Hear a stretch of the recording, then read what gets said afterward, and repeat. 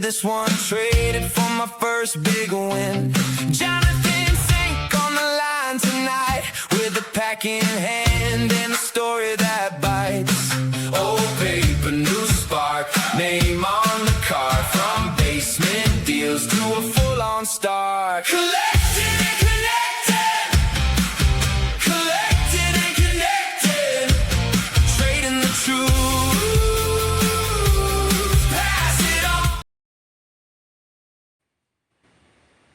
Hey, what's up? Jonathan Fink, Sports Card Collectors Club, and this is the Card Life Chronicles. Tonight we're doing a live rip session, and we're going to feature VeeFriends.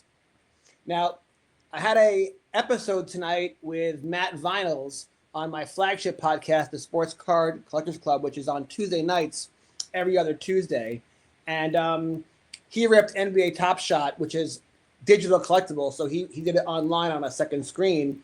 And I ripped VeeFriends, and it was a challenge because when I had met Matt originally at the Summer League and I found out he was into Pokemon, I was like, oh, you must be into VeeFriends. And he was like, nah, I'm not really, I don't know anything about it. I'm not really into it. And I was like, oh, dude, VeeFriends is the best. You got to check it out. So I teased when I did the promo tonight. I was like, can I convince Matt Vinyls that, to love VeeFriends? And by the time the rip was over, it was a success, right? We had over 2,000 viewers.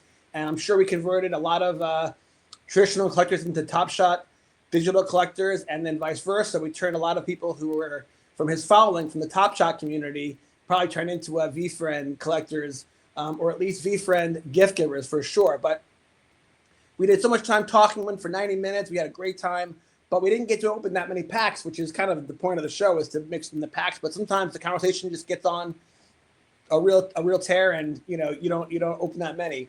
So I still have packs available from that rip. So I thought I would go live and do a pack rip. And then I figured, well, while I'm at it, finishing what the mega box from today, let's rip some more stuff and just have a full on, VeeFriends rip session. I didn't get to go to the National this year. I will be there next year, 100% sure, guaranteed. But I consumed a lot of content about the National. But one of my favorite things was watching the content around the VeeFriends booth. Seeing the love that the loyal collectors have for VeeFriends and sharing that love upon Gary Vee and their whole staff, many of which are kind of social media personalities now, like Adam Rips, and also seeing new people who were unfamiliar with VeeFriends kind of first discovering it. Even though it's been around for a few years, it's still new, kind of like NBA Top Shot. These are like nascent, emerging market, kind of things. They're both breaking new ground. A lot of similarity. It was kind of perfect that VeeFriends and NBA Top Shot were ripped together. Well, anyway, I'm a huge fan of VeeFriends for lots of reasons, and we can get into that in this episode. In fact, I love it so much that I dedicate Volume 2, The Flip Life, which comes out in December of this year, to Gary Vee, because Gary Vee invented VeeFriends and has been a big champion for it, and its mission and its purpose, and really it's cards with character, it's cards with purpose. Just to give you an example, I always kind of do a pull of the day to highlight the best cards pulled from my podcast. And I pulled two from this mega box, which, by the way, just shows what a good value VeeFriends is, because I bought mega box at retail at Dick's Sporting Goods for MSRP. I think it's $50 for a mega box. And I pulled these two numbered cards. I pulled this genuine giraffe, which is out of 75. And I pulled this capable caterpillar out of 99. Now, I haven't gone to Card Ladder or eBay or, Sports Card Investors app and Market Movers and looked at what the price is. But my guess is, they're probably worth each at least $20 or $30. And so at a minimum, we broke even, but we probably actually turned a profit. And so for me, I love VeeFriends for collecting. But, a lot of the hobby these days is like collecting a portfolio, cards that you are investing in and you're looking to hope they appreciate in value before you trade them and sell them and flip them for others. And you know what? That's fine, too. There's lots of different ways to enjoy this hobby. There's room for both. You need both, actually. For lots of different reasons. I write about that. In my sports card books, how you kind of actually need both. And most people kind of overlap. Most people are actually collectors and investors, right? Well, VeeFriends has a really good collector community, but actually it's become a great investment vehicle. The profitability of Topps Chrome Series 1 was huge. The blaster boxes that were selling for $25, $30 were eventually selling for $75, $100, and then in the multiple hundreds. And then the individual cards just this year, in Topps Chrome Series 2, someone pulled a Erupt 1 of 1 Now, Erupt is like the Kaboom card. It was designed by the same artist who made the Kaboom. He designed the Erupt. And every character has an Erupt 1 of 1. And, of course, the Black Cat is the most coveted character in the set. And that 1 of 1 Black Cat Erupt sold in an auction for $132,000.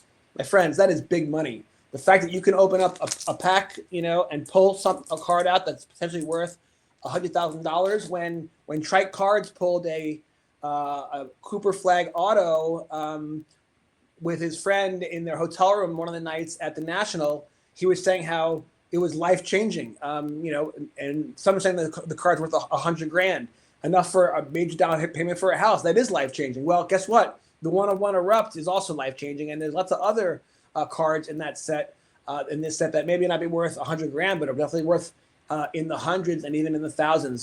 Actually, I document this in my sports card series because I went crazy with Series 1, and I ripped a lot of boxes, but I eventually definitely probably broke even, maybe turned a profit. I did pull 2 different 101s. One was an art sketch, one was a blast off, and one sold for I think 500, and one sold for I think 2,000. So yeah, I'm pretty sure I made profit on that. But that's not why I did it. But you know what? You have to, as a collector, you got to fund your hobby, and you got to know what you PC, what you keep, and what you're willing to flip and trade, because you can't keep it all. Your house will just fill up with cards, and also you have to keep the money flowing so you can reinvest and buy other stuff. I literally keep a shoebox that my son used to keep when he was a little kid for his cards, and whenever I rip packs and I have extras, the ones that I don't give away in envelopes when I do eBay sales or give away to kids at shows, I just take them to the baseball card store in Overland Park, Kansas, and I trade it in, and maybe get $5-10, whatever you get, but it's better than nothing. Enough for me to go buy the next high box or blaster box or whatever. So anyway, so these were the 2 hits from today. Pretty good hits right there. But we're not done yet. We're just gonna get started here tonight. We'll rip these packs and then we'll keep going. And if there's people in the chat and if people are enjoying, we'll keep going if I have the energy. Otherwise, we'll wrap it up after maybe 30 minutes or an hour. We'll see. But yeah, I can't speak highly enough about how much I love the VeeFriends product. You know what? This world's got a lot of darkness. There's a lot of negativity, and the world needs many different ways to help the world bring light to this planet and make the world a better place. And VeeFriends has definitely done that. I think Gary Vee was very creative. He has a lot of social media content, kind of like self-help guru stuff, but he's very loud. He drops F-bombs. His personality is not for everybody, and he found a very creative way to get his message across, about hard work and being humble and having character, good karma, all these important traits that you want to teach your kids and grandkids. He found a Trojan horse. He found VeeFriends. He created this product through his hand sketches when he was a kid, all these characters, and it's genius. And in fact, now he's broadened it out. He's got comic books and cartoons and there's all kinds of characters. In fact, Series 2 has 200 characters. In fact, during our rip session tonight with Matt Finals, we didn't have one duplicate card. That's how deep this set is. And what's great about it is, like, for example, our first card here is the Befuddled Burglar. He's one of the bad guys. He's one of the villains in the series, but even in the cartoon and all that. But even the bad guys in this stuff have redeemable qualities, which is just brilliant. You gotta love it. You gotta respect the wisdom, and it's genius. I cannot wait to be a grandpa and have my kids, my grandkids come over for like a sleepover, and I get to rip cards with them, and then we'll get to talk about the ambitious angel and and the patient pig and all these really great attributes that you'd love all your kids to live by. And this is a great way to inculcate that in a way that's actually fun and potentially financially rewarding, which is just icing on the cake. So here we got the Befuddled Burglar. Competitive advantage, fumbles every escape, but uses the surprise to learn something each time. Yeah, good stuff. Yeah, I feel like a lot of people who don't know about VeeFriends, it's so interesting. The TCG business is booming. Recently, Pokemon prices had a recent sell-off, and some are saying it's because Pal World is now selling like hotcakes. There's always it seems like whether it's One Piece, or Magic the Gathering. There's a lot of different IP right now, but the truth is, like, what are we learning from Magic the Gathering? Is it just dark, gothic stuff, or is there redeemable qualities? Maybe it's a fun game. I don't know. I need to learn more about it, frankly. But I just heard a lot of great stuff about One Piece tonight from my guest of my podcast, Matt Vinals. But I know this about VeeFriends.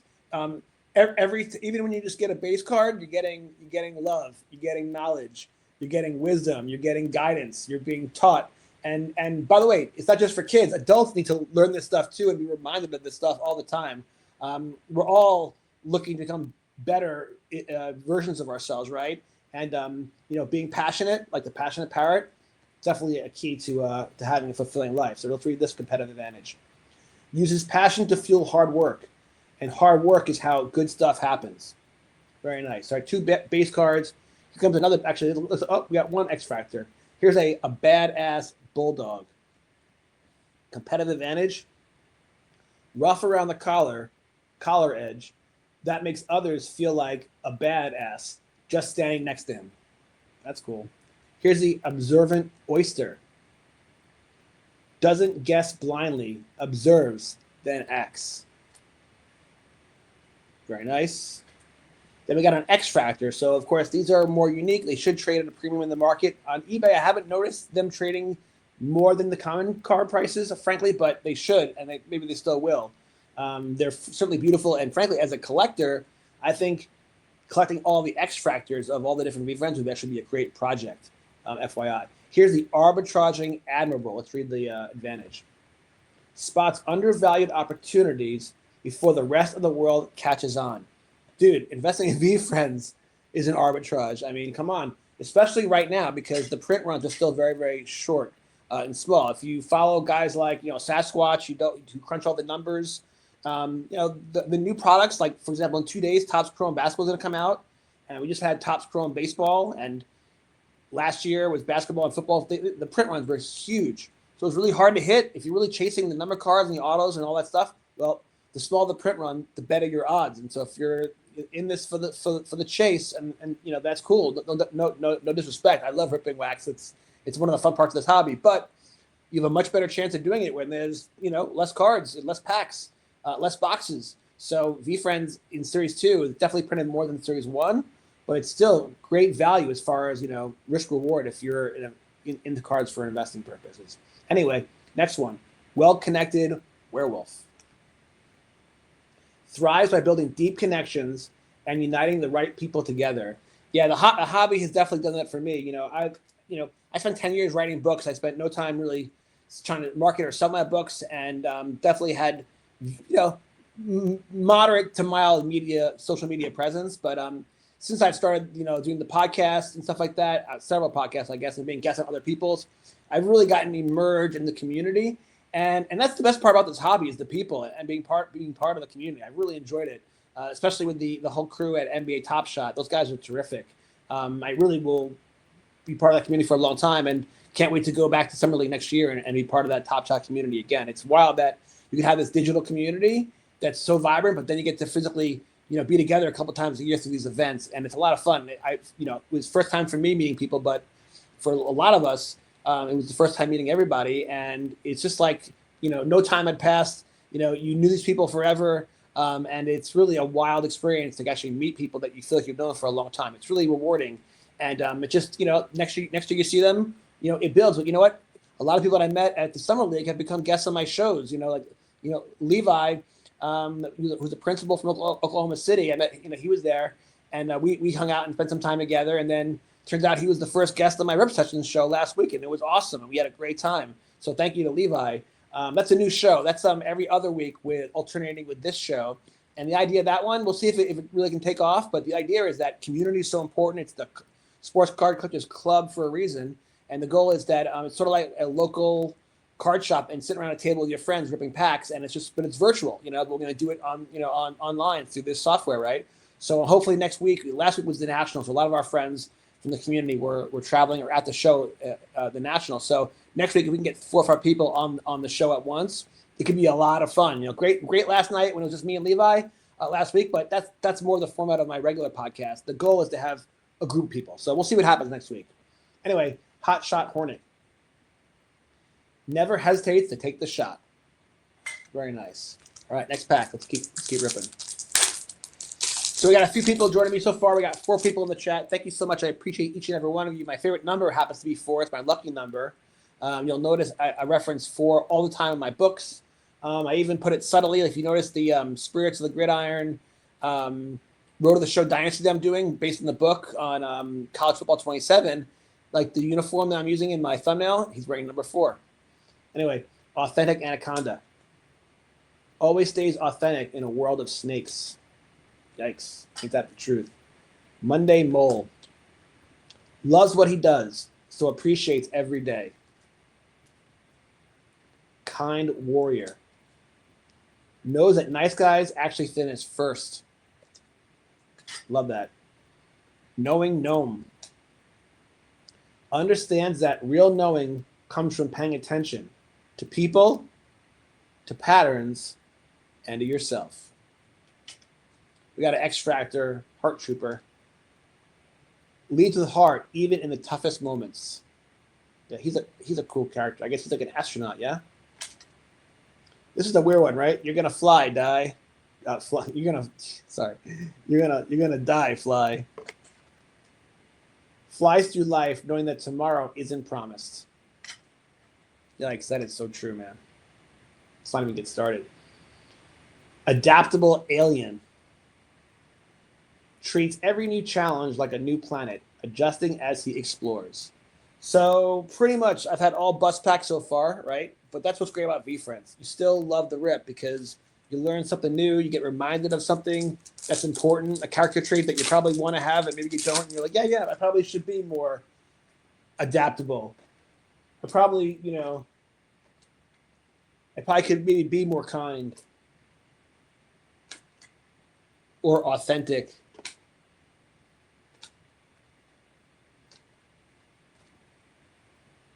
Or observant. You get the point. Anyway, next pack. Or thoughtful. Thoughtful 3-horned Hartnick. He's a goofy looking dude, right? Look at this guy. Thinks beyond the moment, choosing what will matter later, not just now. That makes sense to me. Intuitive iguana. I don't pull this one very often, but gosh, intuition is so important. Believes that guts intuition is more powerful than the brain. Yeah. And I guess the real thing I'd love to see VeeFriends do more is have their characters like teach how do you enhance intuition, and yoga, meditation, mindfulness. There's ways to do it for sure. Courageous cockatoo. Knows fear isn't a stop sign. It's a sign to keep going because you're leaving your comfort zone. Great stuff. Skilled skeleton. Talents that are as clean as a bone. Oh, here we go. I forget what this insert is called, but it's the resilient red devil. Now I assume he's a bad guy in this in this product, in this series, with the comic books and all that, but he might not be. I don't know for sure. But his power source is getting knocked down because because hits don't end him, but rather they prove he can take more. Yeah, I mean, I respect that, I guess, right? Yeah. Selfless sloth. Know that taking care of others begins with taking care of itself. So the people in the chat, thank you for joining me. I really appreciate it. I'm curious, what's your favorite VeeFriend character? Which character do you identify the most with? At least if you don't have one, then you can just choose from one of the ones that I've pulled today. For example, here's a new one which I love: the Chill Chinchilla. Knows when to let things roll off. I mean, it's really a brilliant product. You know what I'm saying? And so it's like, how do you not root for them? How do I not support them? I mean, here when I'm in this position as an author, and I didn't have to start writing about sports cards. I kind of just actually, if you don't know how it happened, I had been out of sports cards for 30 years. I was a junk wax kid. I was into sports cards in the 80s. I gave up the hobby. I got in the hobby in 81, got hardcore in 82, gave it up in high school in 88. And then a lot of people have a very similar story. They kind of get in a midlife crisis and get back into the hobby after 20 or 30 or whatever years. I saw my midlife crisis was becoming an author and writing books. So during the pandemic, I was knee deep in writing books. I wrote many books during the pandemic. And that was when most people got back into the hobby from my generation. And that's also why there was this huge bull market and rise in prices because of that. Everyone was stuck at home. Everyone was pulling out their sets and their old shoeboxes and cards from the attics and the basements, and everyone kind of got the vibe again. Everyone got back into it, which is great. I think it's awesome. But I was busy writing books. However, one book series that I had started, I wrote volumes 1 and 2, was the Republic Baseball League. And that's the story of Professor Kevin Dempsey. And he's a college professor of political economy at the University of Missouri in Kansas City. But his real passion, his favorite hobby, is baseball and baseball cards. And he spends a lot of time at this barbershop, which was called the baseball card store called the Barbershop. It was an old school barbershop that went out of business, and then years later they refurbished it and turned it into a baseball card shop. And so a lot of the scenes in the story, and hopefully eventually a movie, right, take place in the barbershop. And then a lot of times Dempsey will buy a card, and then when he gets to class, before he gives a lecture, he'll either talk about the jersey he's wearing and why he's wearing the jersey, or he'll talk about the card. So baseball cards became a big part of like my consciousness, because I was thinking about Dempsey all the time, writing this book, building that character. And then when the pandemic actually ended, that's when I saw the first advertisement for a card show, and I was like, oh, I gotta go. And then I saw this 1964 Willie Mays card. Hold on. This is the card. And I saw two of them, and they were $50 each, and I bought them both. And this became the first card that I, really PC'd as like, a new investor again, or a new collector investor. By the way, I'm a financial advisor for a living, so I do invest for a living, which is one of the reasons why I was attracted to the sports card market, and more importantly, the Pokemon market. I saw what a vibrant economic system and economy they had, which was intriguing to me. But anyway, so I bought two of these, and that became a pivotal point in the storyline when I wrote my first book about sports cards called Sports Cards Collectors Volume 1. But that's when I got back into the hobby. That first trade show, I bought one for me and one for my dad, because Willie Mays was my dad's favorite player. And actually, I started accumulating Willie Mays cards, not to PC for myself, but to give to my dad. I started building up. My dad had a famous epic story, a very typical one. He had full sets of 1954, 55, and 56 of MLB, every single card. If you look up those rookies like Ernie Banks and all that stuff, it's incredible. But unfortunately, when he was in law school, my grandparents were moving out of their apartment from the Bronx to Queens, and they were cleaning house. They were doing spring cleaning, and my grandma called up my dad and says, Jeffrey, what about these baseball cards? Do you want them? And my dad's like, I can't. He was working 3 jobs and da-da-da. He just couldn't deal with it. He's like, I don't know, Mom. You can do whatever you want to do with them, do with them. So what she do with them? She threw them out in the incinerator, and kapoof, there went his entire collection. So my entire life, I had heard all about my dad's collection, but I never got to see his cards. I never got to touch his cards. So with this Willie Mays card and the subsequent ones that I purchased thereafter, I was sort of like, it was an excuse. It was a great reason to give him a Father's Day gift or a birthday gift, but it was a way to kind of like rebuild his collection, his portfolio of his favorite player, Willie Mays. So yeah.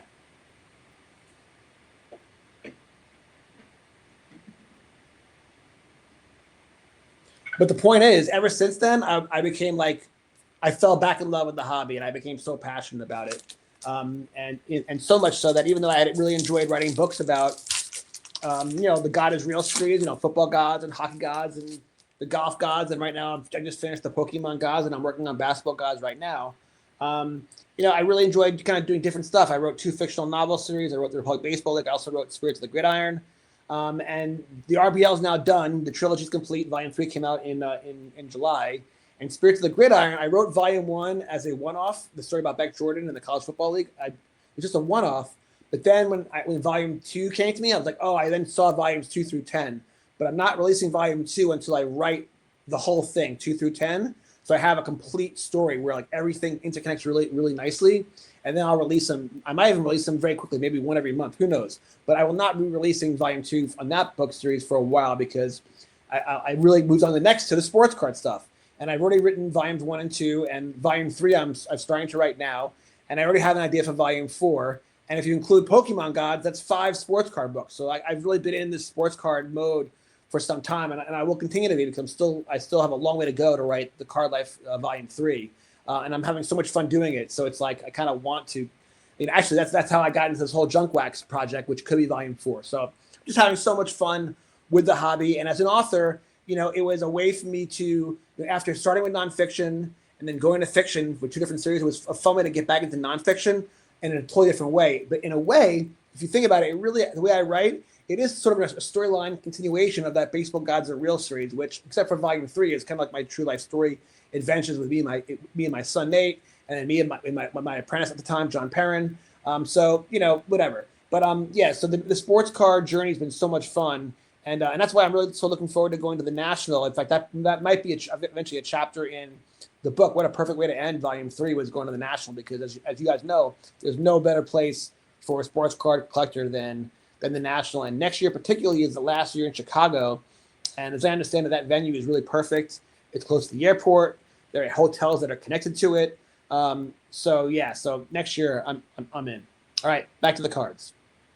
By the way, we've doubled the group in the chat, so thank you so much. I really appreciate it. And by the way, if you want to name your favorite VeeFriends character, drop in the chat and let's talk about it. In the meantime, check out the dynamic dinosaur. Stomps through the rough parts of life with limitless versatility, ready for any challenge. Swaggy sea lion. Drips in confidence like water off its back. Eager eagle.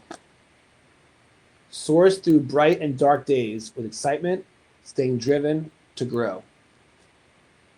How about this? If this is the first time you've ever seen someone rip open VeeFriend packs, drop in the comments below. I'm really curious. I kind of feel like when I was watching those videos of Paulie from the What Do You Collect podcast, he was interviewing Top Shop people at their booth, and people were acting like they'd never seen Top Shop before. It's been around for years, but it's still new to people. It's still new. It's still a brand new thing. And so VeeFriends is the same idea. I'm curious to know how many of you guys even know about VeeFriends. Here's a tolerant tortoise. Moves through life with patience and an open heart, showing harmony through understanding. Ooh, we got our first mega head. So there's one mega head in every mega box, appropriately, one for every character.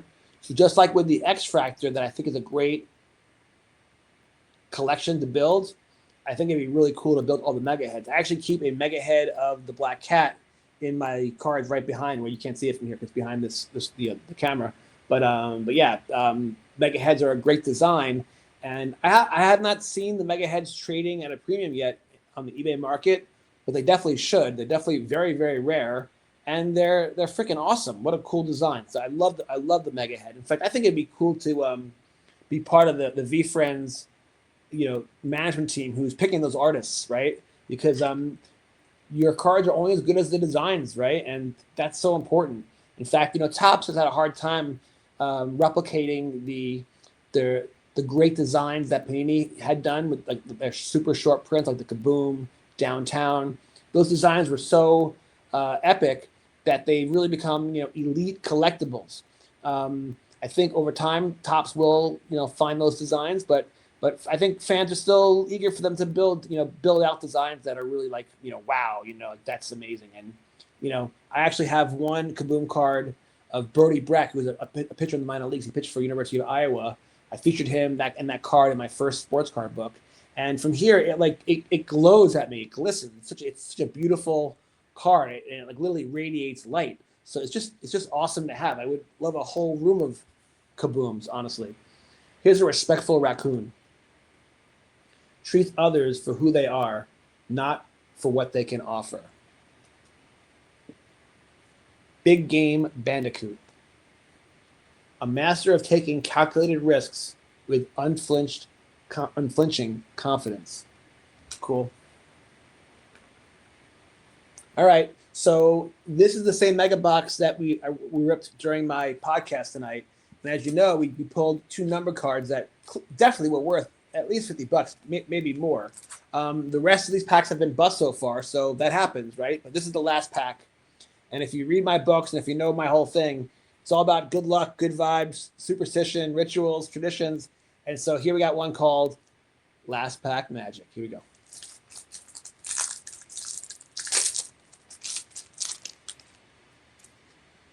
Kind warrior. Knows that nice guys actually finish first. I believe this has been our first repeat. Knowing gnome. Understands that real knowing comes from paying attention to people, to patterns, and to yourself. So look, last pack magic, you got to believe. That's part of the energy, the positivity, and it did work this time. This is a manga. In fact, I think that Gary Vee put out a challenge to the fans of VeeFriends. If anyone could build a manga set, he would give them an interview or whatever, something like that, which I think was clever. This is another great design to collect. This actually, I think, is my, until proven otherwise, this is my favorite design in Series 2.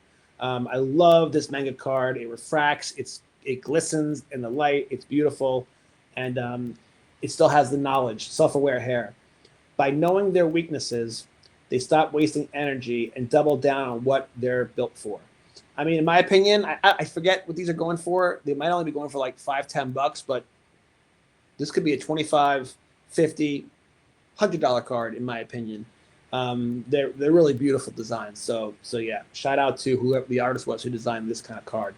I've been ripping VeeFriends 32 for some time. In fact, I did before I converted to this format, I was doing a pack opening series just on my phone, and I ripped, I think, over 100 VeeFriend packs. And of all the cards that I pulled, this design was like kind of the most rewarding and exciting to get. Lastly, I think we've also pulled this one already, selfless sloth. Know that taking care of others begins with taking care of yourself. All right. So those are all the packs that I intended to rip. We are 30 minutes in, so that would have been enough for an episode. But you know what? We got 60 people in the chat, and I appreciate each and every one of you. So we're gonna keep going.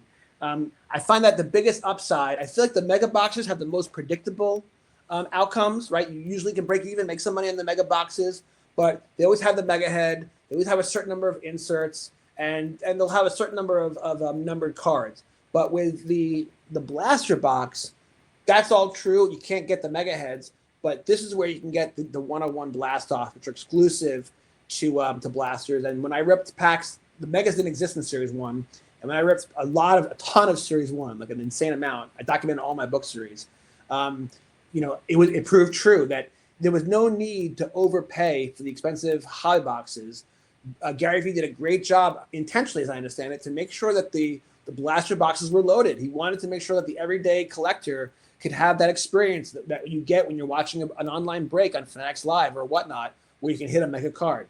So I'm not going to guarantee one today. However, I have not hit any 101s in Series 2, but I've been sitting on this huge stash. And when I did Volume 1, that was before I was doing stuff online and with video. So it would be really fun if the sports card gods, I've already written a book called The Pokemon Gods, and I put out a book cover teasing it, that I could write a book called The VeeFriend Gods Are Real. So let's find out. Oh, real quick, this is not an endorsement. This is a black cherry soda.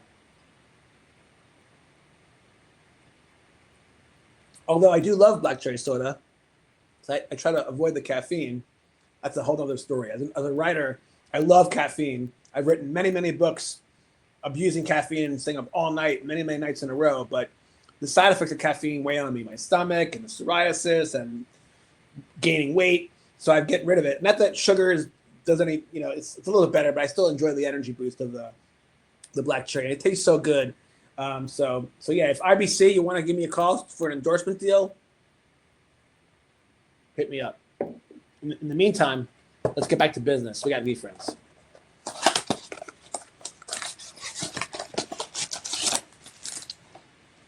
So yeah, in the Card Life Chronicles, first half of that book is me, Volume 3, is me ripping packs, and I document it all, but I'm really ripping packs just because I want to have inventory for my trade shows, right? I don't want to be a typical trade show vendor where I'm like, flipping PSA 10s, buying at 70, selling at 110, all that stuff. I want nothing to do with that. I really go to trade shows because I want to sell my books, but I want my table to have fun stuff, and it is a card show, and my books are about sports cards. So what I want to do is have dollar bins, and I want to have free cards just to give away to kids, and I want the cards that I have presented to be related to the books that I'm offering, right? And so I want to have golf cards, I want to have football cards, I want to have baseball cards. Now I want to have basketball cards. So the idea is that if I hit anything really good, if it's kind of a PC thing, I'll keep it. If it's meaningful to me, and we can get into that. For example, I've started a Dynasty franchise on NBA 2K called the Lost Franchises, and I brought back all the old teams like the Baltimore Braves and the New Jersey Americans, the Syracuse Nationals, And I started in the very beginning in 1983, and I'm using the Kansas City Kings, which is my team. I'm from Kansas City, and it's a shame that we don't have a team anymore. But so basically in the sim, when it's time to move to the West Coast, they're not gonna go. We're gonna stay here in Kansas City. But the point is, it's inspired by my book series, because any players that I have on my team, I'm gonna buy their cards and build a PC. So I'm having so much fun with that. And yeah, so tune in and follow my Twitter account. Like and subscribe here, because I post all that stuff there. I also will post on Twitter and on YouTube, the standings, statistics, not just the videos. I'll try to really help, be like an executive producer and turn those video game franchises into stories. When I was a kid, my whole life I was into video games, and even up to 10 years ago, as an adult in my 40s, I was still playing video games, especially with my son when he was a teenager. But for the last 10 years, I've been so focused on writing that I really haven't played, and now I'm slowing it down. I'm going to try to release a book every 6 months, which I can definitely do probably for the next decade. I have a lot of stuff in the pipeline. But so I'm spending more time now doing stuff like this, getting on social media, because honestly, most nights I'd be writing right now, or editing, or doing something related to publishing. But I really enjoyed, becoming an active member of the hobby and doing social media stuff, and getting back to playing video games. And I found a way that, when I'm editing all day, I can take a break, I'll go play a game of NBA, and I'll play with my team. I got, Tree Rollins as my center. I got Bill Walton as my power forward. I got Dale Ellis as my small forward. I got Dominique Wilkins. Dominique Wilkins I put as my point guard, which is wild, and he's been awesome. I got John Sumvold as my shooting guard. I got Craig Hodges coming off the bench. And yeah, so I've been collecting all their cards, building a PC, and just having so much fun with it. Because the hobby's so awesome, cards are so awesome, and it's a way for me to have an excuse to post on social media, which is a way for me to keep relevant, to eventually sell some books, and it seems to be working. I see the charts, and since I've been active, my sales are rising, and so it's obviously worth my time to do it, and I'm happy to do it. It's not work. This is fun. Ripping cards with you right now, or playing video games. I'm on a break, and then posting it on Twitch, which is wild. Like, whoever thought that I'd be a streamer, right, or a podcast host? But here I am, and you know what? I'm having a lot of fun. It's been totally awesome. In fact, now I'm doing a show every Tuesday instead of just every other Tuesday. And then with the Chronicles stuff, the goal, especially once my son goes off to college, because right now it's hard with he's next door, it's loud, TV, friends over, whatever. But I'll probably put out a Card Life Chronicles hobby update or live rip session once a day, and then I'll have my shows every Tuesday alternating: the rip session show, the community show, and then my flagship show. So it'll keep me very, very busy, and it's a lot of fun. Just like booking my guests and reaching out to people in the community, and finding people that I really admire, like YouTubers that I love, people that I love in the hobby that I want to feature, like Michaela Bear, who I'm having on next episode. She's a super collector. She loves Stephen Kwan. She loves collecting all the red cards. She's a piece of work and a true super collector, and I cannot wait to talk to her. It's gonna be awesome. She's a fearless fairy. That's what she is. Michaela, if you're watching, that one was for you. Fearless because she doesn't worry about other people's opinions. You know what? I was really worried about becoming a YouTuber and people's opinions. Then I realized, you know what? I'm really proud of the books that I've written. People don't know about them. I gotta get out there and market. And it's Gary V from VeeFriends who's convinced me that posting on TikTok and posting on Instagram, even on LinkedIn, even on Facebook, where your friends and family are going to see it. Put yourself out there and do it. And I'm so glad I have, because it's working. So Gary V, if you're watching, eventually see this, thanks to you, buddy. You're really amazing, and what you've done for me, I know you do for so many others, and I know you know that. But keep doing it, man. It's great. Impeccable Inostranet always strikes with 100% intent to create the best outcome. Oh, here we go. First time we've pulled one of these. This is a chalk insert. Outgoing octopus. Today's lesson: say hello more. Outgoing octopus teaches that every new friend can open a door you didn't even know existed. When you're brave enough to say hello, the world suddenly gets a lot bigger. I got invited by Paulie to go to Summer League for the NBA Top Shot event, and I was like, heck yeah, it sounds awesome. And when I walk in, I got there early. There was Paulie set up his equipment, and there were two guys there, and I had no idea who they were. They were dressed just like normal guys. One guy's got tattoos and all that stuff, right? One guy's got his hat on backwards, I think.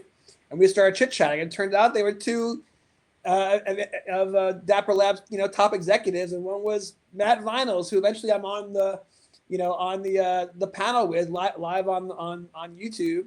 And then, of course, he was my guest now. Here we are, come full circle, episode 7. And by the way, he crushed it tonight. He was so good. We got up to 2,000 viewers. And look, I'm grateful for every single viewer. I remember when I did episode 1, okay, there was another, Paulie on the Collecting and Connecting Podcast Network. He has many, many podcasts, right? And I just happened to see one that had only like 3 replays. I told my wife, as long as I get like 3 replays, my first episode will be a success. Now, of course, I had Brandon Virgil on. He's the producer of The Card Life. He's a well-known personality of the hobby. He has his own following. And I think we hit 3,000 viewers live. And that was, so far, it's been the highest. But every episode has gotten to 1,000 or more. So I'm grateful for that. And so the truth is right now we have 15 people watching me that I randomly go online at 10:30 at night, whatever. I'm appreciative for every single one of you guys. Thanks for joining me today. I really appreciate you. But it's wild when you go from 15, when I start the podcast tonight, next thing you know, it's at over 1,000 or 2,000. It's wild. And there's actually other podcasts in the hobby at the same time as mine. Actually, shout out to Professor Sports Cards. He's one of them. He'll be on my show in a few weeks. I love that dude. And yeah, but our show's actually very different. And so the truth is, like, the hobby's big enough for all of us.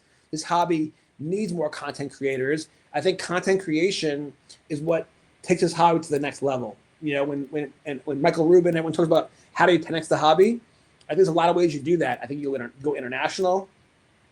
I think you have more and better products. I think you get women involved in the hobby, which is definitely happening. I think you get celebrities involved, which has definitely been happening. They're doing all the right things. But I think also just having great products like VeeFriends is how you 10x the hobby, because when people have an innate nature, they want to collect. And you can collect things that make you happy and make the world a better place. Hell yeah, man. Let's more of that, please. Selfless sloth. I think it's our 3rd time we pulled this guy. Knows that taking care of others begins with taking care of itself. Yeah, it's true. Let's keep ripping.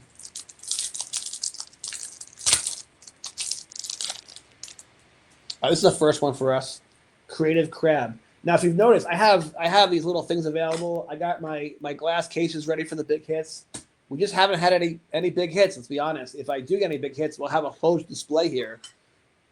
But we're starting out in a real slump, and that's okay, because that's reality. I mean, I've ripped over 1,000 packs in my pack opening series before I went to the Card Life Chronicles format.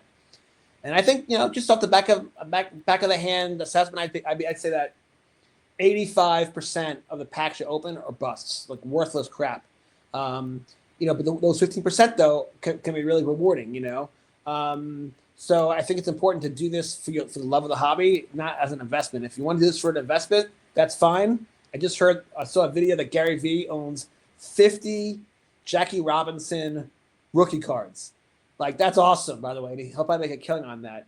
But whatever. To each his own. My point is, rip because you love ripping and the experience of ripping, the entertainment of it. But don't do it because you think that you're going to pull the Otani double auto patch, card. It's not going to happen. It's very rare. It's a miracle if it does. Don't expect that.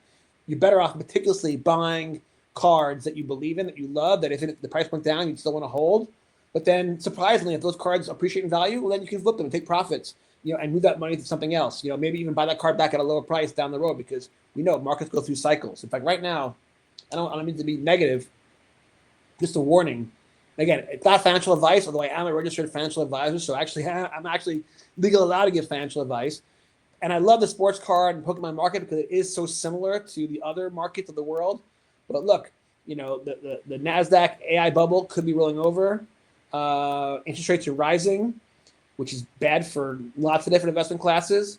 We've already seen Bitcoin decline from 120,000 down to 65,000. Even one of my favorite investments, silver, it's had an amazing run.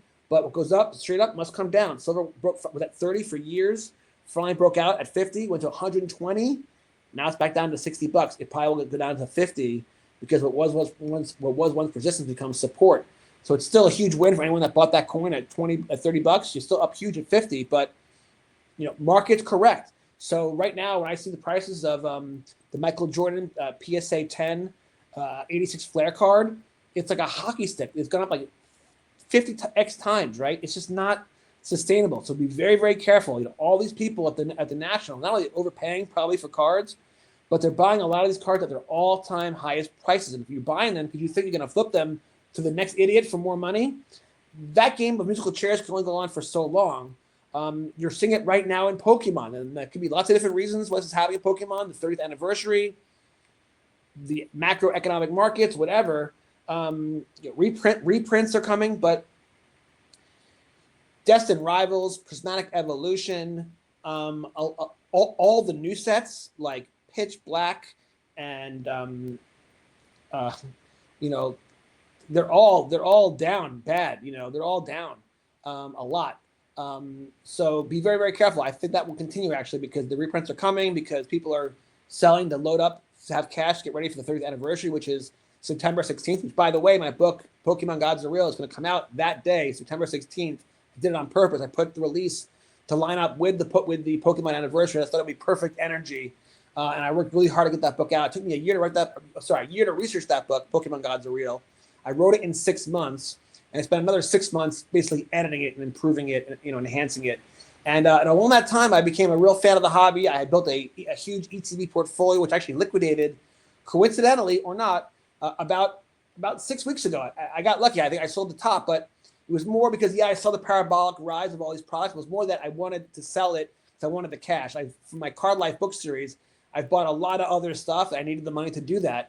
So the timing was right. Did I know I was calling the top? No, that was a little fortunate. But I did think that the market was really frothy, and knowing the 30th anniversary was coming up, I thought there could be a chance for a big correction, and then it did manifest. But you know what? I'll be buying. I have the chance. I work from home. My day job is a financial advisor. So when there's a Pokemon drop at Best Buy or Dick's Sporting Goods, I can just get out of my house and go on a Friday afternoon. It's no big deal. I can go at 10 o'clock and just be there and get online and get the stuff. And so my feeling is that I'm not going to invest in Pokemon and buy on eBay and buy high and hope things go higher. But what I will do is, if I can go to Target and get the end of the line and get my 2 limit and pick up 2 ETBs and enjoy them. They're actually really beautiful. I enjoy them in my office. But if they triple in value, then I'm going to sell them, because it's free money. You made money out of nothing. So that's my plan with the 30th anniversary, that I'm going to, I'll buy the ETBs when I can get them, but I'm not going to go to Dick's and pay their marked up price. I'm not going to go to GameStop and pay their marked up price. I'll go where I can buy it at MSRP. Actually, the options are very limited now. It's probably Walmart and Target, probably the only places left where you can buy at the manufactured suggested retail price. But it is what it is. Actually, the best that's ever going to happen is a huge Pokemon correction happens, and it scares off all the scalpers, and then everyone can get their hands on Pokemon whenever they want at MSRP, and it would be great for the hobby, great for collectors. The scalping community is only here because they see an opportunity to make money. But this won't last forever. Nothing does. Everything goes through cycles. So anyway, yeah. Next, Creative Crab. Knows the most important thing is to just start. Yeah, like my YouTube channel, it's still so new. It's but like I'm getting better at my thumbnails. I'm getting better. Like I used to. The first few NBA video games, I actually just used the camera to film me playing on the game. It was like the worst technology ever. Amazingly, people watched those videos. I kept them online. You can still see them, by the way. Then I got ChatGPT to help me figure out how to do Twitch and link to YouTube. And so I figured it all out. And now when I play my games, it comes across in crystal clear 4K with amazing sound, and it looks awesome. And I can see how, like, my wife was like, who's going to watch you play video games? I'm like, sweetie, it's not about me. It's about the kid in the Philippines who's in 13-year-old going to bed at night, who doesn't have an Xbox, who loves the NBA and is just intellectually stimulated by the idea that I created a franchise simulation with all these old teams, and the NBA history will be rewritten. Like in '84, Jordan will get drafted, and he could get drafted by one of these new expansion teams, and that's becomes a storyline, and it's fun to see what happens. And I've watched people play online when I'm on my walks. So over the years, it's been YouTubers that I followed and watched play video games when I haven't been playing, because it's kind of like an interesting voyeurism. And if you love video games, and if there's something on TV, or you're on your phone, or you're mobile, you're online waiting at the bank, like you can watch, you can be doing anything. And so, yeah, I think it's awesome that people have been watching me, watching my videos. But then again, it's not about me. It's about the story. I've created a good story, and that's true too. I have an RBL, Republic Baseball League, MLB The Show series, and the team's the Wichita Crows, which is from my book series. And all the players, as many as I can from in the game, are from the book series. And tonight, this is insane, dude. Christian Franklin, who I know personally, he's been a friend. He has my books. We have a long story. I've written about him in my books. He just got traded and then called up tonight to the Baltimore Orioles. He made his debut playing in left field. He got a walk, stole a base, and scored a run. So shout out to Christian Franklin. I am so happy and so proud of you.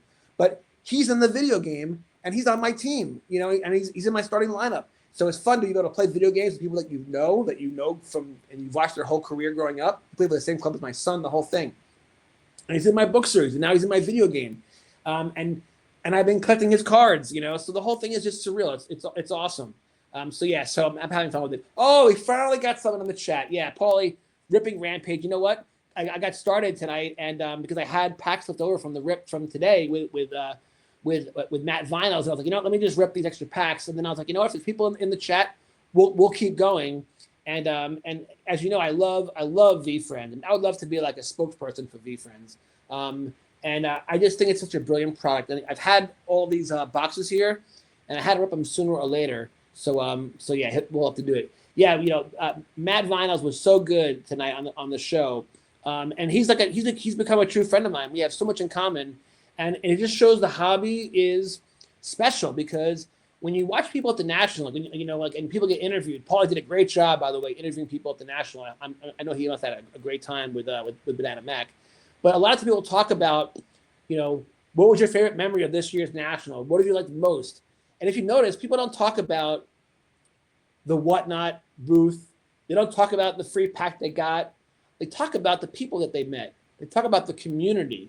They talk about the interaction that they had, the people they took pictures with.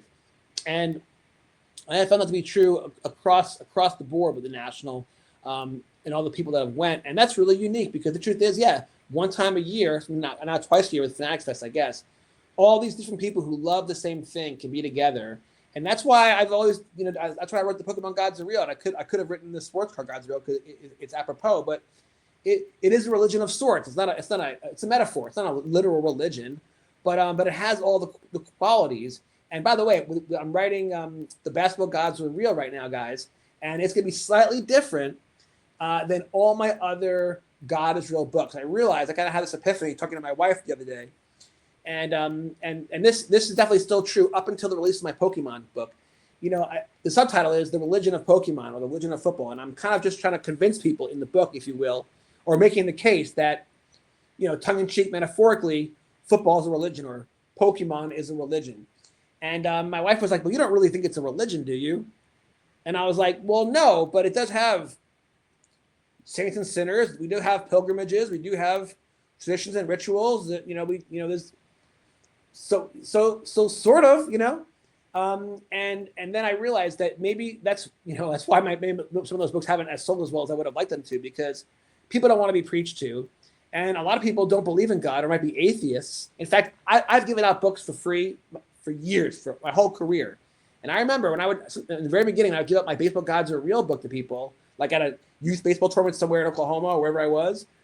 Some people would think that I was like a Jew for Jesus or like a Hare Krishna or something, trying to sell some religious stuff because the book says God is real. And so some people can't vibe with that, and I get that. But that really wasn't what the book is about. The book is a metaphor. But whether there's power positive thinking, whether there is Holy Spirit, that's for people to decide. So with Basketball Gods, I'm writing this book differently. I'm still going to use the same format. By the way, Cart Pigs, shout out to Cart Pigs. I'm not sure that the comment was about. But anyway, so the Basketball Gods Are Real will be subtly different in that I'm still going to have a lot of the same chapters. So the pillars of the book will be the same. But this book will not be about me preaching, why basketball is a religion. It's going to be about why does the sport of basketball bring meaning to so many people's lives? Think about those millions of New Yorkers that were standing watching the game outside of the Garden night after night for the entire playoffs. And when they lost, they wanted to burn the city down and throw trash cans and whatever. And when they won, everyone was hugging. It's like a Grateful Dead show. Strangers were hungry strangers, right? Community, that feeling of camaraderie. Human beings long for connection. We long to share experiences with others. And sports of all kinds and hobbies and things of passion of all kinds bring us that. It doesn't matter what if you love chess or if you love cycling and you're in a cycle club, whatever you love, when you're around like-minded individuals, that's when you're actually probably in most alignment with your true self, right? That's when like time passes and you don't even know how much time goes by. Like right now with me, I don't know how long I've been doing this. I guess I gotta look at the clock now. But when you're doing what you love, time is irrelevant. It goes away. It dissolves. So I find that when I write books, it's the same thing. The reason why I'm able to stay up all night is the coffee, right? But it's also because I'm so in love with what I'm doing and I'm so in the zone that I don't even think about time because it's irrelevant. I'm going to stay up until I'm done getting out this, whatever the universe is trying to pull through me. I got to stay up until I'm done, delivering that, and that's kind of how it feels. There's times that as a writer, you don't feel the vibe. You don't feel the need to say anything. Other times you feel this like burning angst is how I would describe it. And like, even you'll be at a family dinner and you feel that I got to get home. I got more ideas to share.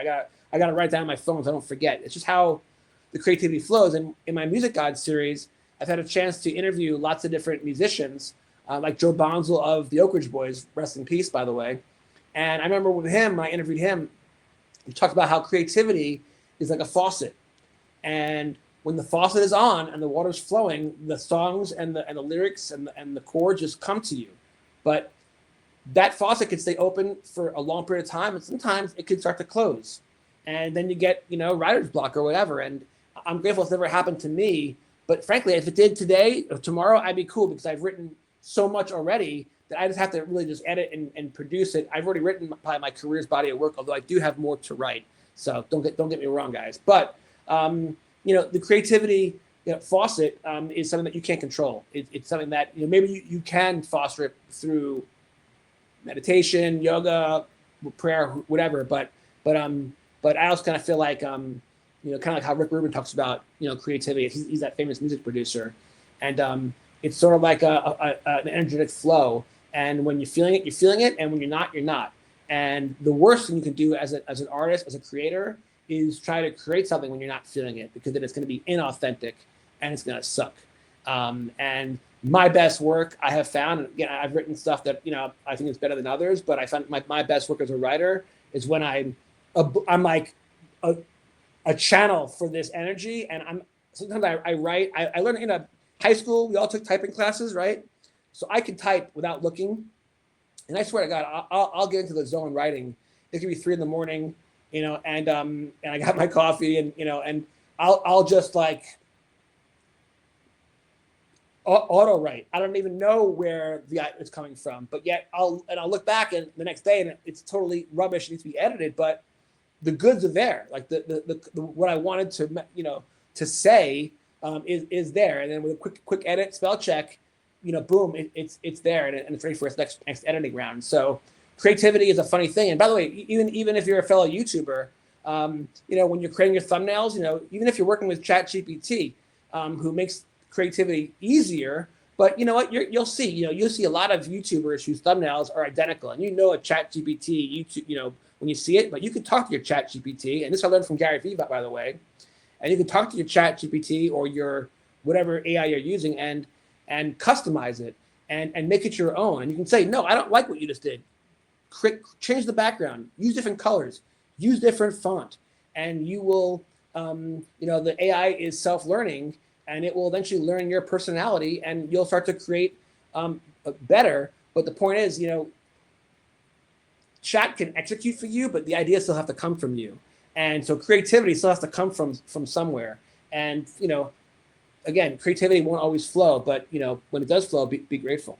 Anyway, back to the cards. Sorry for that digression there, but I guess that's what makes ripping cards with me fun, is that sometimes I'll just rant. Anyway, back to business. Slang Slug moves with such confidence in herself, it inspires others to do the same. Okay, so this is our first yellow refractor. So this is unique to the blaster box, and they're not guaranteed, but you typically will get like one per blaster, and this is another set of card that would be a great set builder because it's one of each. And I actually know Jake from the baseball card store. He does with Series 1. He built it into a complete set of just the yellow, which I think is cool. And then we've seen this one before, but I love it. The Chill Chinchilla knows when to let things roll off. All right, let's keep going. All right, so Paulie says in the chat, comment your most memorable NBA moment, and maybe the gods had a hand in play. Yeah, that's right. DeJounte Murray circus shot. Faithful pheasants. Competitive advantage. Builds trust by showing up consistently over time. Yeah, I mean, that's a Gary Vee thing, right? You got to be consistent. You got to keep putting out content, and you can't be discouraged if no one's watching your stuff at first because, let's be honest, no one knows who you are when you're a brand new YouTuber, and it's very easy to get discouraged. I have felt that, but you have to just keep plowing through because if you love what you're doing and you're passionate about it, who gives a crap? Just keep going. If no one's watching, just keep going. Sooner or later, someone will. Seth Rogen is an actor. I'm sure you guys have known him. He's in a lot of great stuff. And he once did an interview. He talked about, the idea of quitting as an actor because how many actors in LA are waiters right now who haven't had their big break, right? And he basically said how if you don't quit, you might actually one day be a success. But if you do quit, it's 100% guarantee that you will not be a success. Now, I personally believe in reincarnation, but Gary Vee says you got one life to live. What do you got to lose? So he inspired me to become more, vocal and put my face out there on social media for sure. And I'm sure there's a lot of people out there who are watching right now who have a story to tell. Maybe it's just because you love cards and you want to, open cards too, but you haven't had the motivation yet. And you're like, maybe you're in your 50s and you're like, what am I doing? People that really watch me, don't worry about it. Just do it and enjoy yourself. And you might be surprised that people actually might find that yeah, you're compelling, unique, and everyone's unique. Everyone's got their own take and something to say. And frankly, I give a shout to Paulie for finding people like me because his whole podcast network is filled with personalities that are really eclectic that wouldn't meet the mold of someone who would be on ESPN or ABC or whatever. And I think that's awesome because it's very authentic and it's real.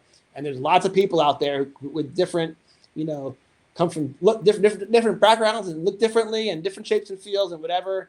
But it does not mean that they don't have a compelling story to share. And in fact, there's lots of people out there who rather watch someone who they can relate to, who's kind of just like a normie, than some kind of polished, person on TV who's been photoshopped and had plastic surgery and whatever. So I think authenticity is refreshing, especially in today's world of AI, where you're not even sure when you're watching something if it's real or not anymore.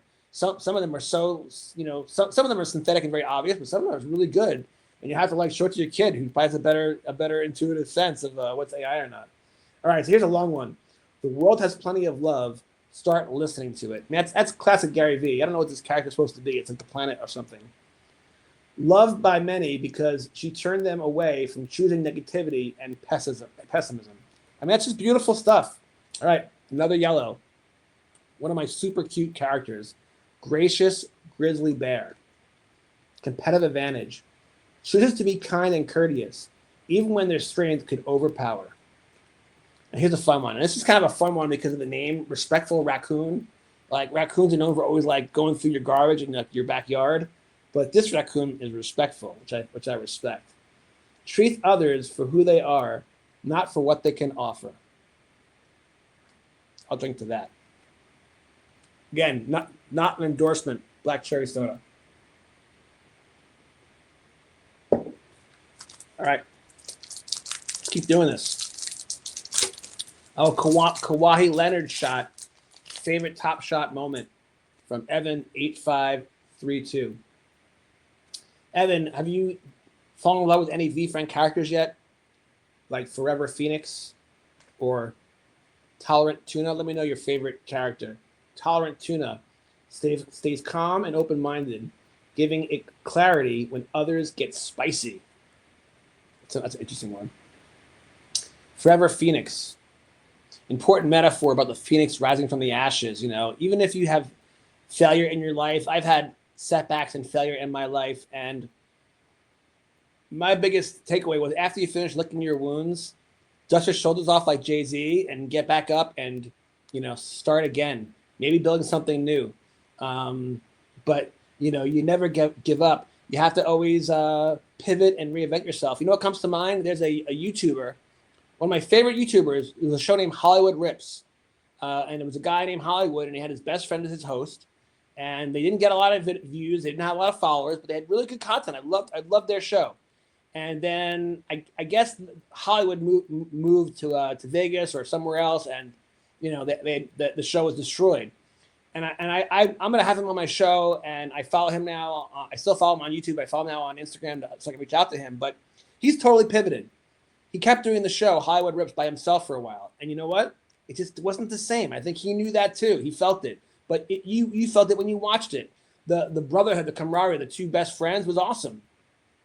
Well, anyway, so the show was basically kaput, and he pivoted because he's a trade show dealer, and now he's creating content of the life and times of a trade show dealer. You watch him do deals, you watch him interact with people, you watch him set up, shut down, and it's really compelling content. And the thing is, his hobby is so big, and there's so many different types of community members. And there's some people who are haters and they want to watch sports card radio and Professor Sports Cards and be angry at box prices and all that shit, and that's fine. And then there's people who love watching Jeff Wilson and his stuff, and that's great, man. And there's people who love watching Roth Cards, where all he's doing is making deals. And I think it's so neat, actually. People are saying that there's not enough content in this hobby, and I think that it could get more, and I think that it will get better. In fact, I still use rudimentary technology, but I noticed that Professor Sports Cards did a blog talking about how he could not believe all the technology and all the sophisticated camera work that was going on at the National. So many people are YouTubing themselves, and they're starting to use really sophisticated technology. So everyone is kind of upgrading, and that's awesome. But it's cool because there was a time when television controlled your life. There was no way to get any other entertainment besides the channels on your TV screen. And this started when our parents were in the 50s, when they had to literally turn the knob, and they got 12 channels. And even when we had cable, of course, Bruce Springsteen has that famous song, 57 channels and nothing on, right? Because you may have a lot of channels, but if it's crap on TV, who gives a crap? And the truth is, on most TV networks, even with YouTube TV, when you're watching the basic stuff at night, there's nothing on that you really want to watch, or just some replays of stuff, and there's no sports on after 10 o'clock or whatever, depending on when you live. So people are now watching YouTube on their couch the way they watch regular television. YouTube is becoming what Google probably had always envisioned, which is its own network. And now you can watch, here's another Gary Vee thing. He talks a lot about how we used to be in social media, where when you would go on TikTok or Instagram, you basically would see your friends' posts. And not that you don't love your friends, you're following them for a reason. You want to see what's going on in their lives. But it's just their stuff, and seeing them on vacation, whatever. But the algorithms changed. I think TikTok was probably the first to do it, but now they're all doing it. Twitter will have the For You and then the whatever. So there's customization there. But the algorithms now at TikTok, for example, are designed for not social media, but for interest media. If you notice, even on Instagram anymore, you don't, 10 times, you don't see your friends' posts. You see posts of what you like. Because Instagram is watching and tracking what you give likes to, what you comment on, which videos you're watching for longer, and what is its goal? It's to make money selling advertising. So their algorithm is designed to make you stay on that platform as long as possible. What is the best way to get you to stay on TikTok as long as possible? It actually makes a very, very clear sense. Give the people what they want. And so you're now noticing that people, all the advertising is shifting online because people have their phone with them everywhere they go, even if they're on their couch. And now you can send it to your TV big screen anyway. But YouTube, and not just YouTube, but TikTok and all the social media is now giving us interest content. And if people freaking love sports cards, then they don't want to watch a rerun of Friends or Stephen Colbert. They want to watch sports card content. And so guys like Jeff Wilson, I know he's polarizing, you kind of love him or hate him, but I give him absolute props. He created a freaking studio in his store, Cards HQ, and when he does his shows, it looks like an ESPN production. So I don't know what it costs to do that, and I'm sure that lo-fi Fink technology here in my office downstairs with my phone and my laptop can be just as compelling. And there's no reason why people have to spend that kind of money. But it just goes to show that the industry is rising to the occasion, and people are delivering content that is worthy of your television. And here we are right now. It's 10:45 at night in the Midwest. We're almost midnight on the East Coast, and we got now 136 people hanging out, enjoying cards and talking about the hobby. Because why? This is what they love. They love the hobby, and so I love it too. So I'm thrilled to be part of it now. And I encourage you all to do the same thing. By the way, so many people who are spending so much money ripping wax and spending all this money, create an LLC. Go on to a website, create an LLC for $100, and then create a YouTube channel. Get your phone, and every pack, do a pack opening, and now it's a business. Why? Because eventually you might get enough followers, enough views to make advertising revenue. So it really is a business, and you're doing what you love. And who knows, maybe you'll become the next greatest YouTuber out there. I mean, I'm amazed how I see all these kids who have become millionaires. Why? Because all they were doing was just doing what they love. Whether it's just like a Logan Paul just sharing his life story, or I saw this new YouTuber named Strawberry. Her name's Kira, and she gets like 50,000 views an episode. Now, eventually, she might get sponsored. She might do some in-product placement, but just from her YouTube revenue, she has been able to fund her love for the hobby. She makes enough money off of YouTube that she can buy the packs that she wants, and that's awesome. So I say that more power to you. And the same way that guys like Clever Cuban, I mean, like he looks like he's got his little glasses and stuff like that. He looks like a typical unathletic kind of nerdy kid, but people love him, and he's got a huge following, and he's now becoming a big time personality. He's on with Sports Card Nonsense, and who knows whatever. I think he was at the white party. Good for you, man. Like, why? Because your passion is authentic. And like next 2 weeks, I have a guest coming on who is one of the most authentic, card collectors I've seen on YouTube. And I can't wait to have Michaela Bear on to talk about her love for Stephen Kwan and her obsession with collecting red cards. In fact, hold on real quick. Check this out. So I have a stacks and stacks of cards, and I'm constantly living the flip life, going through them and deciding, which ones I'm gonna, give away for free, which ones are worth, going on eBay and flipping. And so I found this Stephen Kwan card. That's her favorite player. And people were wondering if the Cleveland Indians were going to be sellers or buyers. And I know she was hoping and praying that they weren't going to deal her favorite player. She would have been heartbroken, I'm sure. And they did not. And I think the Cleveland Indians have a good chance of making the playoffs. So that's cool. But the key thing about her and how I became aware of her and how she got featured on top is because she loves pink, purple, and red cards.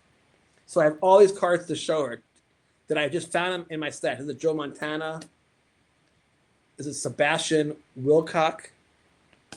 This actually is a numbered one out of 199. Jeter Downs. By the way, if you're a parent and you name your kid Jeter, you definitely love baseball. That's awesome. How did they know that this kid was going to be a superstar baseball player? There's Dane Myers. Eli White. So actually, it's a shame. I already had mailed her a couple of books, but I'm going to mail her all these cards after we do the interview. We got an Arizona State player, Tyson. Zach Veen. And then James People. What's weird is it's sort of like that that red car theory. You don't notice a red car until you see one on the street, and then you notice them all the time. I didn't realize just how many pink and red cards. Now, I know there's a whole parallel pandemic, right? Topps is constantly printing more and more parallels, which, by the way, I think is a good thing. I think people love the parallels, actually, and I think it's great for the hobby. I'm actually a big fan of parallels. And if it wasn't for parallels, Michaela wouldn't get to have an obsession of super collecting red cards. So I just think it's awesome. And what's also awesome is we got 245 people now in the chat. I just want to say thank you so much for joining me. I don't know if you are a Collecting and Connecting Podcast Network follower, if you love NBA Top Shot, maybe you love VeeFriends, and you saw that I'm ripping VeeFriends tonight. So real quick, we got the Forever Phoenix rises again and again, turning every fall back into a new beginning. We got the Heart Trooper, leads with heart even in the toughest moments. And this is a new one. We got the Big Game Bandicoot. Let's read this one. Competitive advantage. A master of taking calculated risks with unflinching confidence. Now, look, in order to get on the gallery, you got to earn it. I don't think, for as much as I like the yellows and the chalk and the X fractors, in order to get in the gallery, it's got to be numbered. It's got to be special. You know what? Yeah, let me see what comes next. Here we go. I did pull a manga card earlier. That probably should have gone in the gallery. I forget which session that happened. That should have. Oh, hold on. Let me get that card out. The manga should have gone on the in the gallery. Let's be fair. Hold on. Yeah. What am I doing?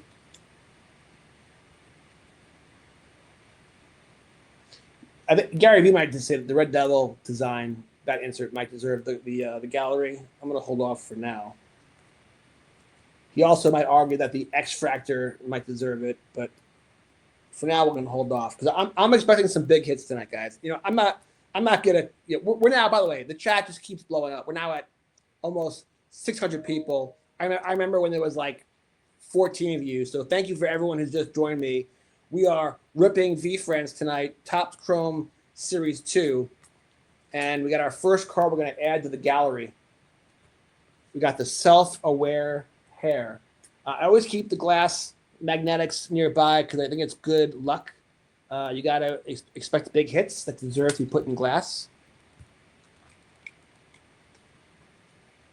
So yeah, to be honest, now that we're at 600 people, this is actually kind of like what I dreamed of. So thank you guys for making my dreams come true. I always hoped that if I ever did this online stuff, that I would just be able to go on randomly and late at night, after the sports are over when there's nothing good on TV, and I can just rip cards and have a chat group that I can hang out with and enjoy this hobby together. So thank you so much, guys. I really appreciate each and every one of you. I really do. It means a lot to me. It's interesting. I probably would have done this if I didn't have a book series, but I'm glad I'm doing it now. But it's just like with the book series. Like you write books and you start small. You don't get a lot of feedback, and then eventually it starts to grow and people start buying your books. You start noticing someone will give a 5-star on Amazon, or like tonight, I literally got a text from someone who we follow each other on Facebook, but we've never met. And it was someone who is in the Kansas City car community who found my book and read it, and he sent me a picture of the John McEnroe photo of his auto in the back of the book, the PSA 10, saying, "Love this card, really enjoyed your book." And we texted for like 20 minutes, and it was Gary Vee. Shout out to Gary Vee. He always said, if you're really trying to build your social media, you should be texting and replying to every single person. If someone has taken time out of their life to say thank you or to give you a shout out, even if someone in the chat, I'm going to acknowledge you. I'm going to reply back. I'm grateful for every person, because I think, I've got to pull a gratitude card, but gratitude is one of the key secret sauces of life. I learned this from yoga as a yogi, but when you're grateful, when you don't worry about what you don't have, you don't envy what other people have. You should just be grateful for what you do have, whatever it is, however little it is. I watched a YouTube video earlier today on my walk. It was like how this Pokemon investor went from $1,000 to $1 million. It's an amazing story, but it starts small, and you have to grind. All right, back to business. I kind of lost my train of thought there. Here's a wily wild boar. He's actually kind of cute. Competitive advantage combines clever strategies and quick thinking to outsmart opponents. VeeFriends does have a TCG game. It is not taken off yet in a big way, but it's another way that VeeFriends is tackling this space in such an awesome way. Even just from a marketing perspective, if you want to have longevity, if you want to have respect from the community, if you want to have multiple ways and avenues to acquiring customers and gaining revenue from them, it shouldn't just be about the cards, and it's not. It started with NFTs. Now it's Topps Chrome, which is what I love the most, but it's also stickers. They also have gumball machines with little balls that come out and you open them up. It's their comic book series. It's their cartoons. I mean, it really is great. And I could see how, VeeFriends really can become a powerhouse intellectual property. Now, I know right now in TCG, now there's Paul World, and there's Magic the Gathering, and there's One Piece, and Pokemon has been a monstrosity. So it's sort of like, what market share does VeeFriends have? What market share could they carve out? I'm not so sure yet. They don't need to carve out a huge piece of that pie to be really successful, in my opinion. But what I think is more important is that the pie, I think, is going to continue to grow. It was very clear. Now, look, Gary Vee predicted this, and I featured this in my volume 2, The Flip Life, that non-sports cards was going to become a major thing. And that's definitely happened. He's helping further that movement with his own VeeFriends series, of course, but you're seeing a lot of that at the National this year, for example, and that's going to continue. And as more and more, like tonight with my with Matt Vinyls, we talked about how he loves G.I. Joe. I loved G.I. Joe as a kid. And if G.I. Joe comes out with NFTs and a Topps Chrome series, I'm gonna rip Topps Chrome. Hell yeah. So I think that as more and more, how about the Smurfs? Is the Smurfs a card set yet? When the Smurfs becomes, if Panini should get their hands on the Smurfs license ASAP. Think about how many characters there are and the parallel opportunities. But I literally was like Saturday morning with the cereal, watching the Smurfs, and I love that show. And it brings back the warm fuzzies, and that would be huge. And so I could just see how non-sports cards will continue to grow. Now, Gary Vee, when you watch his videos at the National, he just for investment stuff, you got to go with the vintage, like rookie card, Batman, and the Hulk and that stuff. And I'm sure that's probably true, especially because it's in very short supply. But as far as growing the hobby, it's the new products that will get the most marketing buzz and attract the most newcomers, I think. And I think the non-sports card space is going to just grow huge. And so even if they only carve out 1 or 5%, well, that's going to be 1 or 5% of a growing pie. So that could be big. All right, now we're getting out of control. We're almost at 800 viewers for this. And that's insane because when we did the show tonight and we had 1,000 viewers, I was like, all right, that's awesome. What a great show. It's been a success. When we logged off, we were at 2,000. We probably could have kept going. But to be able to share this pack rip with 800 people who loves cards as much as I do, I'm grateful for all of you guys sharing your night with me. I appreciate it. I purposely did schedule my card show for a Tuesday night because it's not a typical big night where people are watching other stuff or doing other things. That was strategic. And then tonight, this was an impromptu rip because I had extra packs that were left over from my show. And then I thought, you know what? If people are watching, I'll just keep going. And oh my God, I just saw a little heads up of what's coming next. We got some gallery material coming. But first, the Hungry Hammerhead. Competitive advantage. Knows there's only one life and limited time to act on ambitious goals. Now, look, Gary mentions a lot about we only have one life to live, so make the most of it, and I agree with that. I personally subscribe to the spiritual theory of reincarnation, but all the more reason to live every life to your fullest, because if karma and dharma are real, then everything you do in this life is being calculated and measured, and the way you live this life, how you treat others, the good that you put into this world, that will, according to the Hindus, for example, the yogis and the Buddhists and other religions who believe in reincarnation, they believe you'll be rewarded in that next life. But in this life, if you're cheating on your wife, if you are lying and cheating in business, if you're doing things that are, beneath your morality and character, if you treat your body badly, these are all things that create bad karma. Well, who knows? I've personally found a lot of the stuff to be true. I can't prove reincarnation per se, although there's definitely stuff out there. University of Virginia has a whole field of over 1,000 cases of kids who reported their past lives. There's thousands of people who've done past life regressions who've been able to retrieve memories from their past lives. So it's a far out concept. I know that, but the point is, either way, yeah, live life to the fullest. And if you have a dream and you believe in it, go pursue it, and don't let the naysayers hold you back. If I let the naysayers prevent me from writing my first book, or my second or third, or starting a podcast or becoming a streamer, then I never would have done it, because most people are going to put their own insecurities ahead of your own. And their insecurities will say, well, don't put yourself out there like that. What if it goes badly, right? Well, if you're optimistic, then you can say to yourself, well, what if it goes really well? What if I put myself out there and do a YouTube stream and just open cards and just talk about philosophy and spirituality, and 818 people show up. But if it's just like the Seth Rogen thing, for all those actors out there who haven't made it, well, you haven't made it yet. But if you quit, you'll never make it. So I think that that's just an important way to live, and your words manifest. So when you say hasn't happened yet, that tells the universe it's still to come. Anyway, we got a big card to show. Here we go next. Here we go.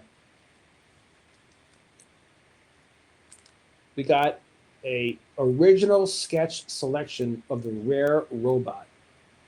And there he is, the man himself.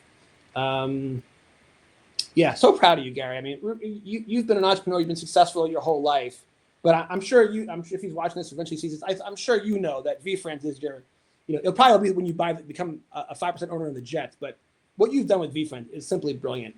And so it's cool that you're in the product, but if he's smart, he needs to know that like Martha Stewart has to eventually, that company has to get beyond Martha Stewart living because she won't be around forever. And so it's important that VeeFriends as a brand is built to last long after Gary Vee's retired. Now, look, he'll live to 120, I'm sure of it, and he'll be active every day since. But if this is going to go, become the next Pokemon, it's got to be built where it's important for him to play a role, but it should be less and less focused on him over time and let the bird take flight on its own. But it's cool that there he is with the original sketch, because remember, this all was started with hand-drawn sketches from Gary Vee. Probably was in high school, bored to death, being lectured at with bullshit, learning how to play the recorder, and his mind was daydreaming, and he was writing all these characters out. And what a beautiful universe he's built. And by the way, I know his ultimate dream is to build an amusement park. And dude, I hope I live to see the day where like there's a VeeFriends theme park in like San Diego. It'll be epic because we know that when everyone goes to that park, they're gonna leave transcended, right? They'll leave like spiritually different because they will be immersing themselves in a universe that is filled with love, kindness, generosity, all these important traits. And so this is why with my episode tonight with Matt, I tease that my goal is to convert him into a VeeFriends collector because I feel so strongly about this product. It's just that effing brilliant. Anyway, rare robot. In 2021, every VeeFriend was created from a hand-drawn sketch marking the original version of each character. So not high school, obviously. This ultra-rare card showcases Gary Vee's original drawing of Rare Robot. Now, Rare Robot is a kind of a kooky character because he's not an animal or anything like that. But you know what? In today's day and age, the robot is becoming a part of society. I don't know if you noticed that Elon Musk now has one of his robots living in his house as like his personal maid.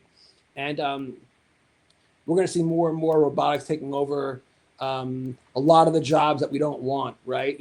How many cotton pickers are out there, in the hot sun doing a job they hate, So I'm guessing the robots will eventually take that job, right? And, even though people are scared that AI and robotics will take a lot of jobs, and they probably will to certain industries, in a lot of ways, it'll make our society a lot better when they're doing the jobs that not just we don't want to do, how about are too risky to do? Look, there'll always be firefighters, but those brave firefighters are putting their lives on the line. They're going into these buildings and they're, and sometimes they don't come out, and like I was on 18th and 5th of 9/11. I lived through 9/11. And could you imagine if we had a bunch of robots we can send up into that building to save people and put out fires instead of having it save, having to put human lives up there into that hellscape? Something to think about. So for as much as I fear, all the end time prophecies that have been depicted in all these, Arnold Schwarzenegger movies, I hope that the AI revolution will not end badly. I hope it could be a good thing for society and make our lives better. So one can only hope. Last, we got Peace Salad from this pack. Even small wins feel like a championship for them.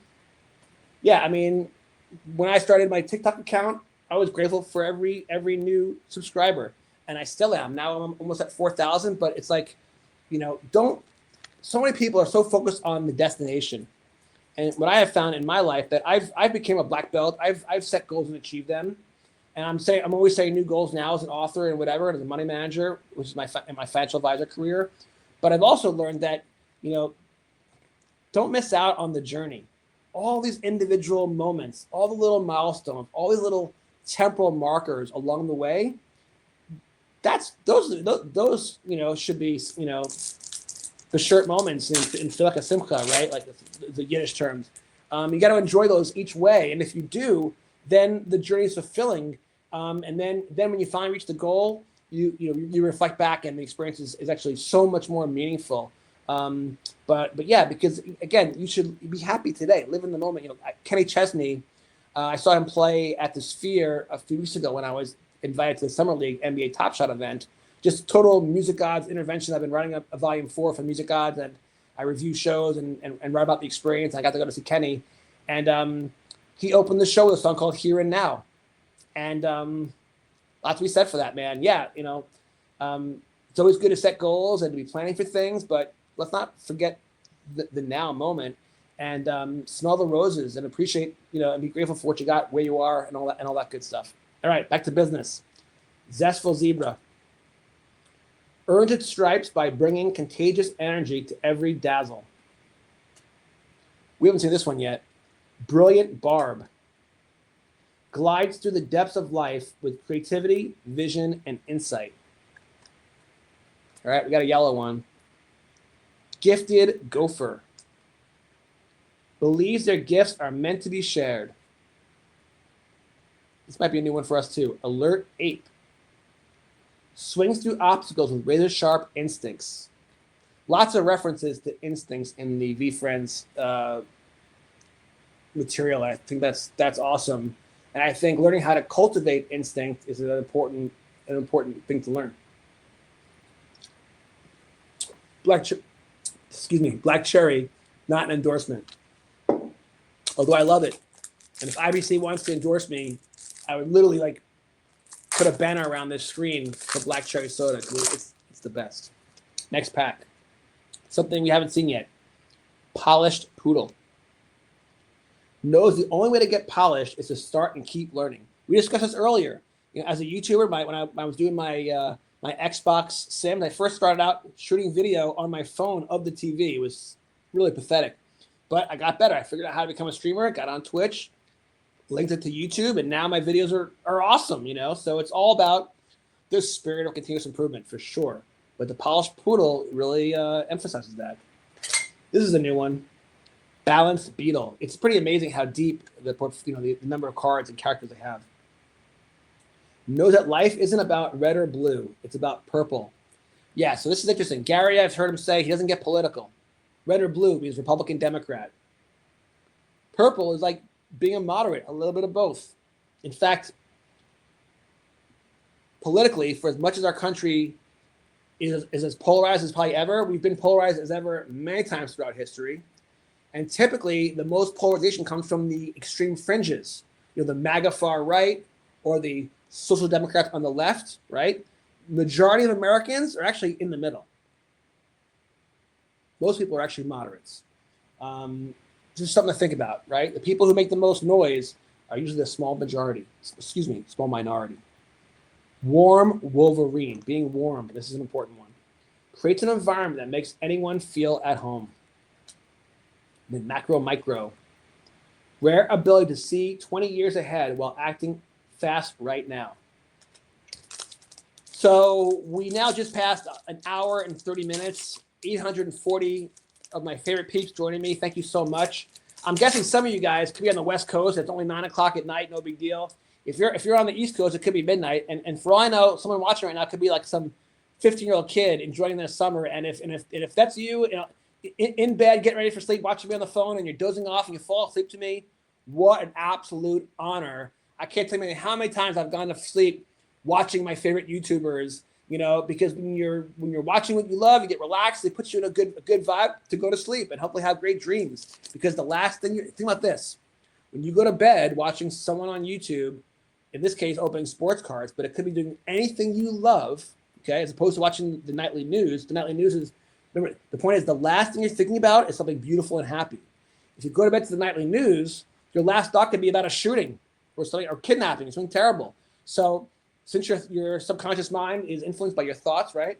I think it does make a lot of sense actually to go to bed listening, if I tend to listen to something when I go to bed, some people just like the lights out or watch TV, but listening or watching something that's got a happy, high vibration makes a lot of sense. Then you go to bed with those happy vibes, and maybe that actually leads to happier dreams. And I know we all have dreams and bad dreams for different reasons. It's probably our higher self or soul trying to send us messages and whatever. But I personally don't like the bad dreams. I prefer to have the happy, awesome dreams.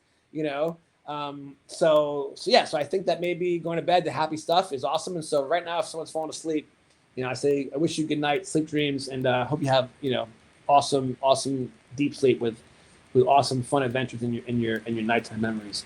Here's an offense-oriented orangutan. The first one we pulled of this guy, entirely focused on their next move, and spends no energy worrying about what others are doing. Another important one. Fear of missing out is such a big problem in society, especially for like the high school kids and whatever, right? Middle school kids. When you don't get invited to the sleepover or the cool kid party, all that stuff. We've been through it ourselves. We go through it with our kids and all that stuff. It's very, very hard to learn to be happy, to do the opposite of the fear of missing out. But the more you're content with who you are as a person, the easier it is to do that. But I get it. That's still a challenge for most people. Articulate armadillo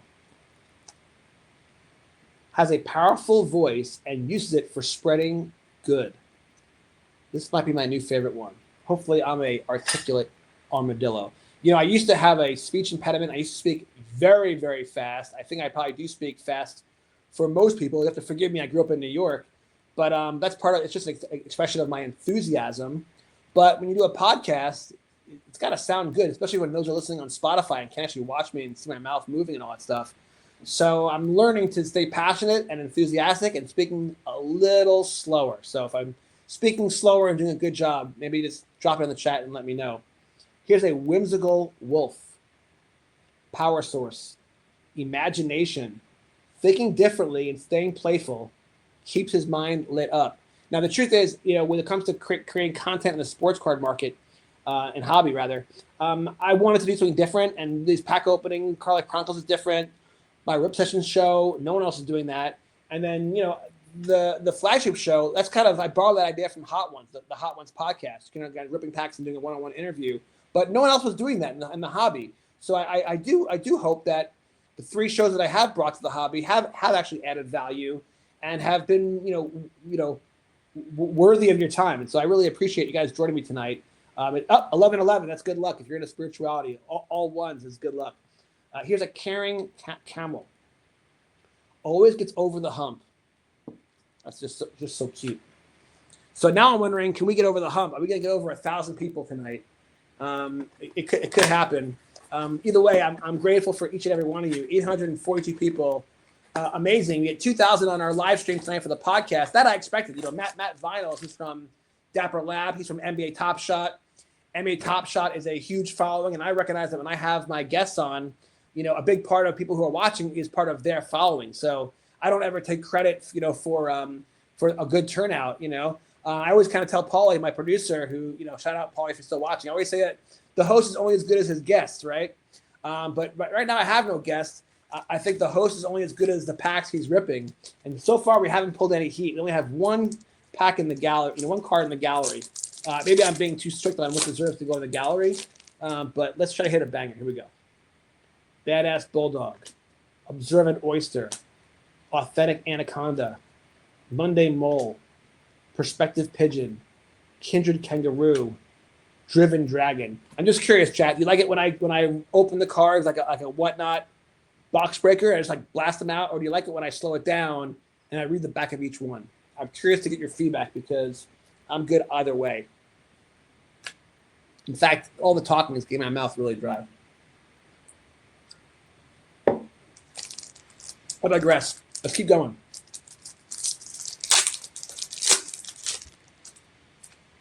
Yeah, so I've always loved ripping packs. When I was a little kid, I loved it, and when I got back into the hobby, I loved it just as much. And maybe that's why I love doing it. Well, we all love doing it because a lot of us did this hobby as a kid, and we remember the way it made us feel. It's a joyful feeling, and who wouldn't want to feel that way all the time, right? So Again, it can get expensive ripping wax, which is why I'm going to be moving into my junk wax era soon, because those boxes are super cheap and affordable. And maybe, by the way, a sneaky good investment opportunity. Side note, but anyway, we'll have to wait and see. But yeah, I know that Topps Chrome update comes out for basketball in 2 days, and I'm definitely gonna be buying 4 blasters for sure, and I'm gonna write about it. But I saw some guy do a post on Twitter today, and he found in the wild boxes at a Walmart, and they charged $45 each. That's a lot for a blaster value. You call it value box. It's not value, man. It's a blaster. It's not a good value at that price, probably. It's the amount of cards you're getting for sure. But the point is, after tax, it's $50 a blaster, man. Like, not cheap. So the point is, if you're in your 50s, get back into jug wax. Find stuff on eBay for like 89 Topps, 89 Donruss for like $35, an entire hobby box. Which, as a kid, you would have dreamed to be able to afford an entire hobby box. And now I got a huge stack under my table that I'm going to rip through eventually and write a book about it. Logical Lion, Blashful Blobfish. All right, here's the deal. We're just going to keep ripping until we hit a big card. Then we'll slow it down again and start reading the backs of them. Because the self-aware hair is getting very lonely in that gallery. I've only had one card worthy of being considered a real hit. Courageous Cockatoo, Skilled Skeleton, Dynamic Dinosaur, Swaggy Sea Lion, Skilled Skeleton with the Chalk, Optimistic Otter. He's super cute. Look at that guy. He's just a cutie. Great artwork. And then also a Candid Clownfish. He's really cute too. Let's give him a read. He's new. Swims with fearless honesty, saying what needs to be said so the tides don't turn. Good stuff.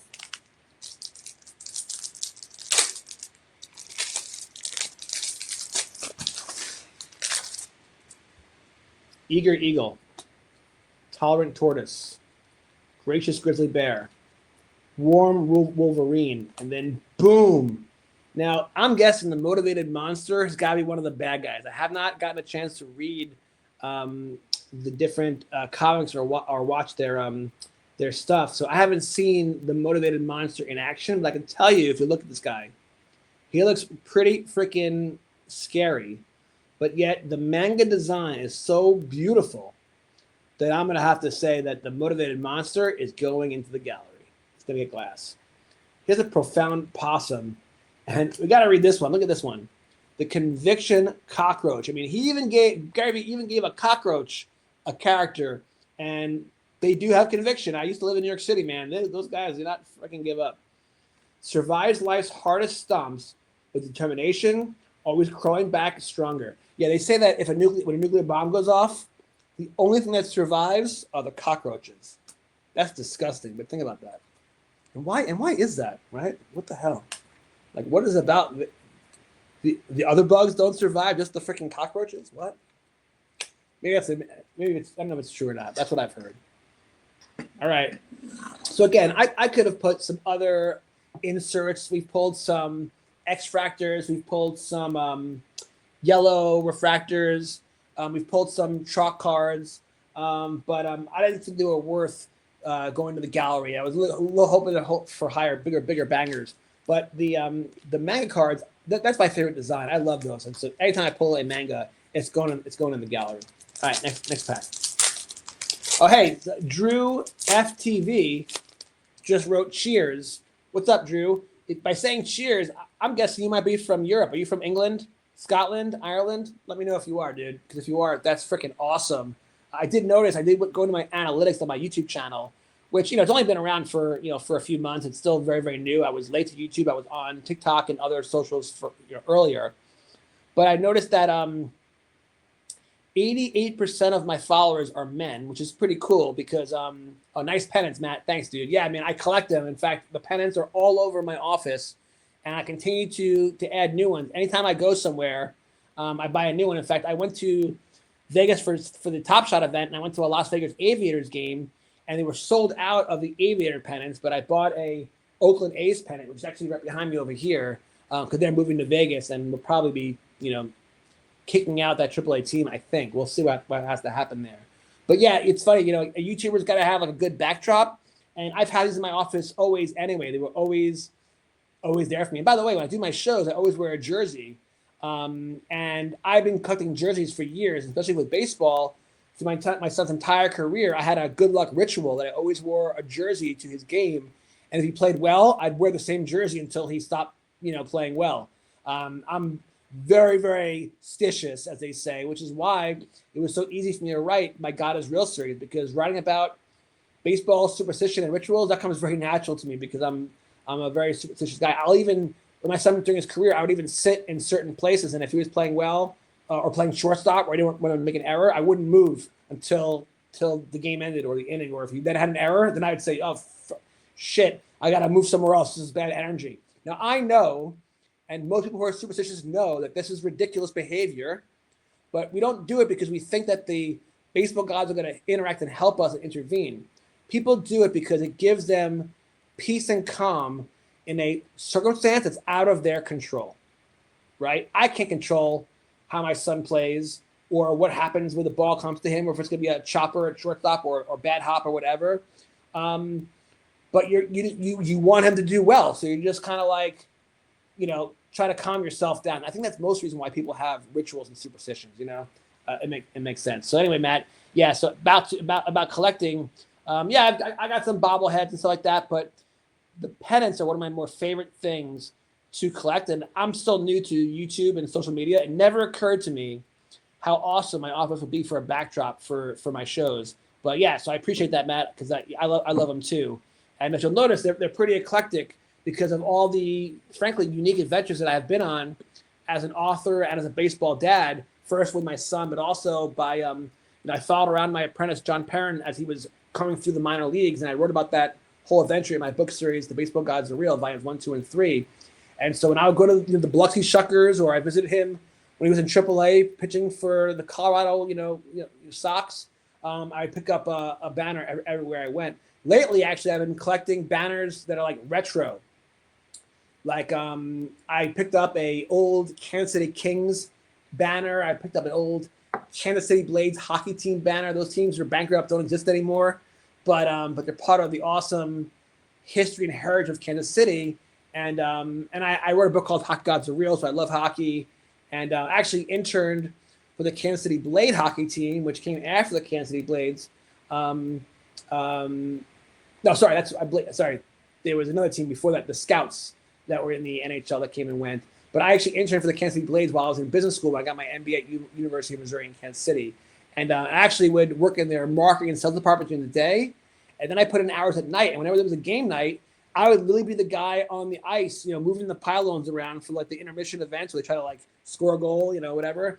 And the net, I used to do all that stuff. And so that was a lot of fun. It was no big deal. The place was always empty. They were like basically an independent hockey team that eventually went bankrupt. But it was a lot of fun for me. And I've always loved sports. And so, before I became a financial advisor, before I became an author, I was exploring different careers, and working for a sports franchise was something of interest to me. And that was a great internship. And I have a lot of awesome memories of that. And I hope, Kansas City, gets a basketball team and a hockey team school soon. Matt, thank you for the reply. Amazing reply. Thanks. Yeah, dude. My pleasure, dude. All right, Sufficient Shrimp. Charming Cheetah. That's a new one. Sprints into anyone's heart with wit and charm. Okay, so this is one of my favorite characters. I actually PC a couple of favorite characters. My two favorite are the entrepreneurial elf and the bullish bull, because I'm an investor for a living. So bullish bull is like a reference to being bullish and optimistic. And then, of course, I love the lucky black cat. But this is the first entrepreneurial elf we've pulled tonight, so that's awesome. Here's an X-Fractor with a boss bobcat. We got a spiffy salmon, and then the confident cobra.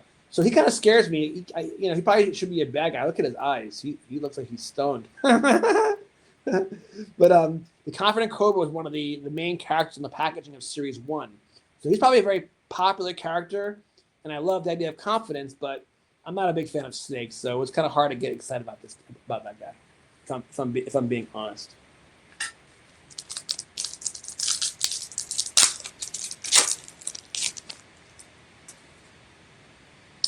This is a new one, the Oak Monster. We got to read this.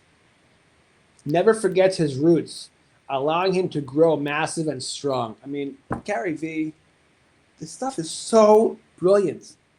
I mean, like, everyone I hope has a job that they love, they look forward to going to work every day. And I know that Gary's involved in a few different things, but how freaking excited you must be, dude, to go to work every day, building something from nothing, and look what you've done with it. Look what you've done with this place. What a brilliant concept with the oak monster. Because look, I saw Gary did an interview with King of Cards. King of Cards is a YouTuber. He does trade shows. He's become so popular that King of Cards at the National, he would have a line around the corner just to meet with him, shake hands with him, do a trade with him. And then and of course, like most of us, we worship Gary Vee because he's been such a great influence on the hobby, and he's been a great role model for all of us entrepreneurs. And they did a video. I think Gary records probably everything that he does these days. And so there's this video that comes out of him talking to King of Cards and talking about the King of Cards' newfound fame and how he's dealing with it. And Gary's like, it goes one of two ways. You become proud or you become humble. So when I tell you that when this stream started and we had like 10 people in it and I was grateful for each and every one of you, I am humbled that there's now 853 of you hanging out with me on a Tuesday night, ripping some VeeFriends. And I think about, I'll be doing this all the time, especially more after the summer. And we'll rip all kinds of stuff. But I feel like when I rip VeeFriends, I'm actually making the world a better place, because not only will this video be live tonight, it'll be on the Collecting Connecting YouTube channel and on my channel forever. And long after I'm gone off this planet, which will hopefully be after I'm 100 years old, I want to live a long, awesome life. But this video will still be around, and someone can stumble upon it in 50 years and be entertained, have some fun, maybe go to sleep to it perhaps, but also to get some knowledge from it. And remember that there are people out there in the year 2026, like Gary Vee and Jonathan Fink, who are trying to do their part, making the world a better place. And I feel like when these messages and these concepts and these character traits get talked about and repeated over and over, it's gonna infiltrate global consciousness. And if and when it does, that's how the world becomes a better place, and that's how we all leave this planet better than we left it. And Gary, I hope you become so successful with this product that you eventually can buy the jets. But you'll be achieving much more than wealth if this is a huge hit. You'll be doing your part in making a huge karma down payment, because you've done a huge service to the planet. And I know that Topps is now trying to go global. They just launched their first store in London. They're now opening next in Munich. The sports card market is going to go global. It has not yet. And when it does, out of all the products in the world, now I know that there's basketball is already huge in China and probably in Africa. Soccer is obviously huge everywhere. But you know what? Like, certain products might not be relatable and popular everywhere in the world. Baseball, for example, is probably only going to be popular in a few countries. But VeeFriends can be popular everywhere, because everyone can relate to a genuine giraffe. Not admired for their size or status, but rather by how real and open they are to others. Talk about real. That character's real. Tremendous tiger. Gratitude gorilla, one of my favorites. Articulate armadillo, who I aspire to be. Sensitive centipede, and glowing glowworm. All right, we only got 2 cards in the gallery. We need some big hits. Now, look, I love that VeeFriends, even their base cards, are kick-ass and awesome. But for those who are watching here and want to be entertained and want to see some bangers, we have not delivered yet. And I'm gonna pull through for you guys. I will deliver a banger before this stream ends. Although we are approaching 2 hours, which, by the way, will tie my record. I did a random Pokemon stream at midnight a week or 2 ago, and went till 2 in the morning. And I'll have to check, but it was a few dozen people. It wasn't 854. So you guys are amazing. You're awesome. Thank you for enjoying this hobby with me. I appreciate each and every one of you, man. I really do. I'm gonna keep saying it because I really am grateful. It's awesome. I'm thrilled. I would do this probably anyway if no one was watching, but that would not be nearly as rewarding. Being able to share and talk VeeFriends with 800 people is just epic. So yeah. So thanks again, guys. Well-rounded warthog, honorable ohm, YOLO yak. Okay, so when you see that kind of color, it could be a few different things. There is an insert that we have not seen yet. Like it's called, I forget what it's called. It's like a combo dual. It's like two characters together. They kind of mesh their character traits. It's clever.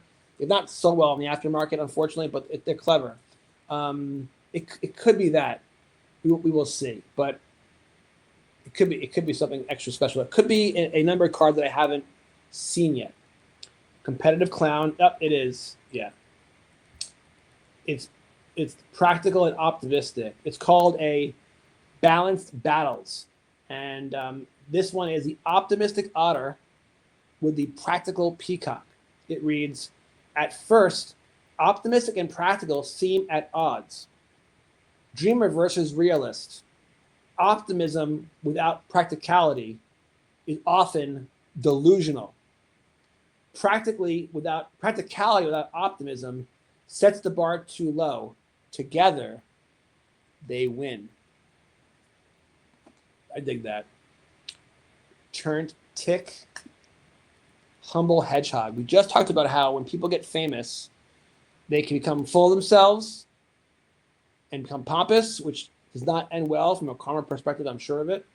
Or they become humble. They become so grateful that whatever they've been creating and producing, people finally appreciate. And I know tonight, I've been writing books for 10 years. I don't get shout-outs from fans that often. And I got one tonight on Facebook from a text from a friend, it's a Facebook friend, someone who just friended me, and I said yes and whatever. I don't know them personally, but he read my new sports card book and loved it. And then I actually asked him to give a 5-star review on Amazon. He said yes, and he did that. And it really means a lot, man. I mean, like I take my career as an author very seriously. Just like with Gary and VeeFriends, I have a mission and a purpose writing these books. I don't just do it for the show. I do it because I'm trying to convey these important themes and messages. And I'm willing to be a patient pig. Believe me, I'll be very patient. I'll continue to be. But when people start to find your books and resonate with them, and they let you know that they loved your book and they felt so strong enough that they wanted to tell you about it, it's the best. It really is. It's a great feeling, and I'm appreciative of that. So I'm humbled by it. Anyway, yeah, humbled hedgehog. All right, one more pack from this box, and then we'll see where we're at. We have now. We're about to tie the 2-hour record. I'll be honest, my back is starting to hurt a little bit. Being in this chair this whole time. Maybe what I would do is this.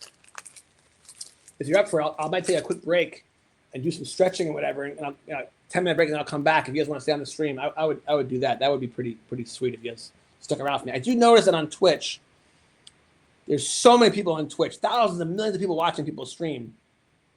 And there was this thing called Streamer University a few weeks ago. I don't know if you've heard of this.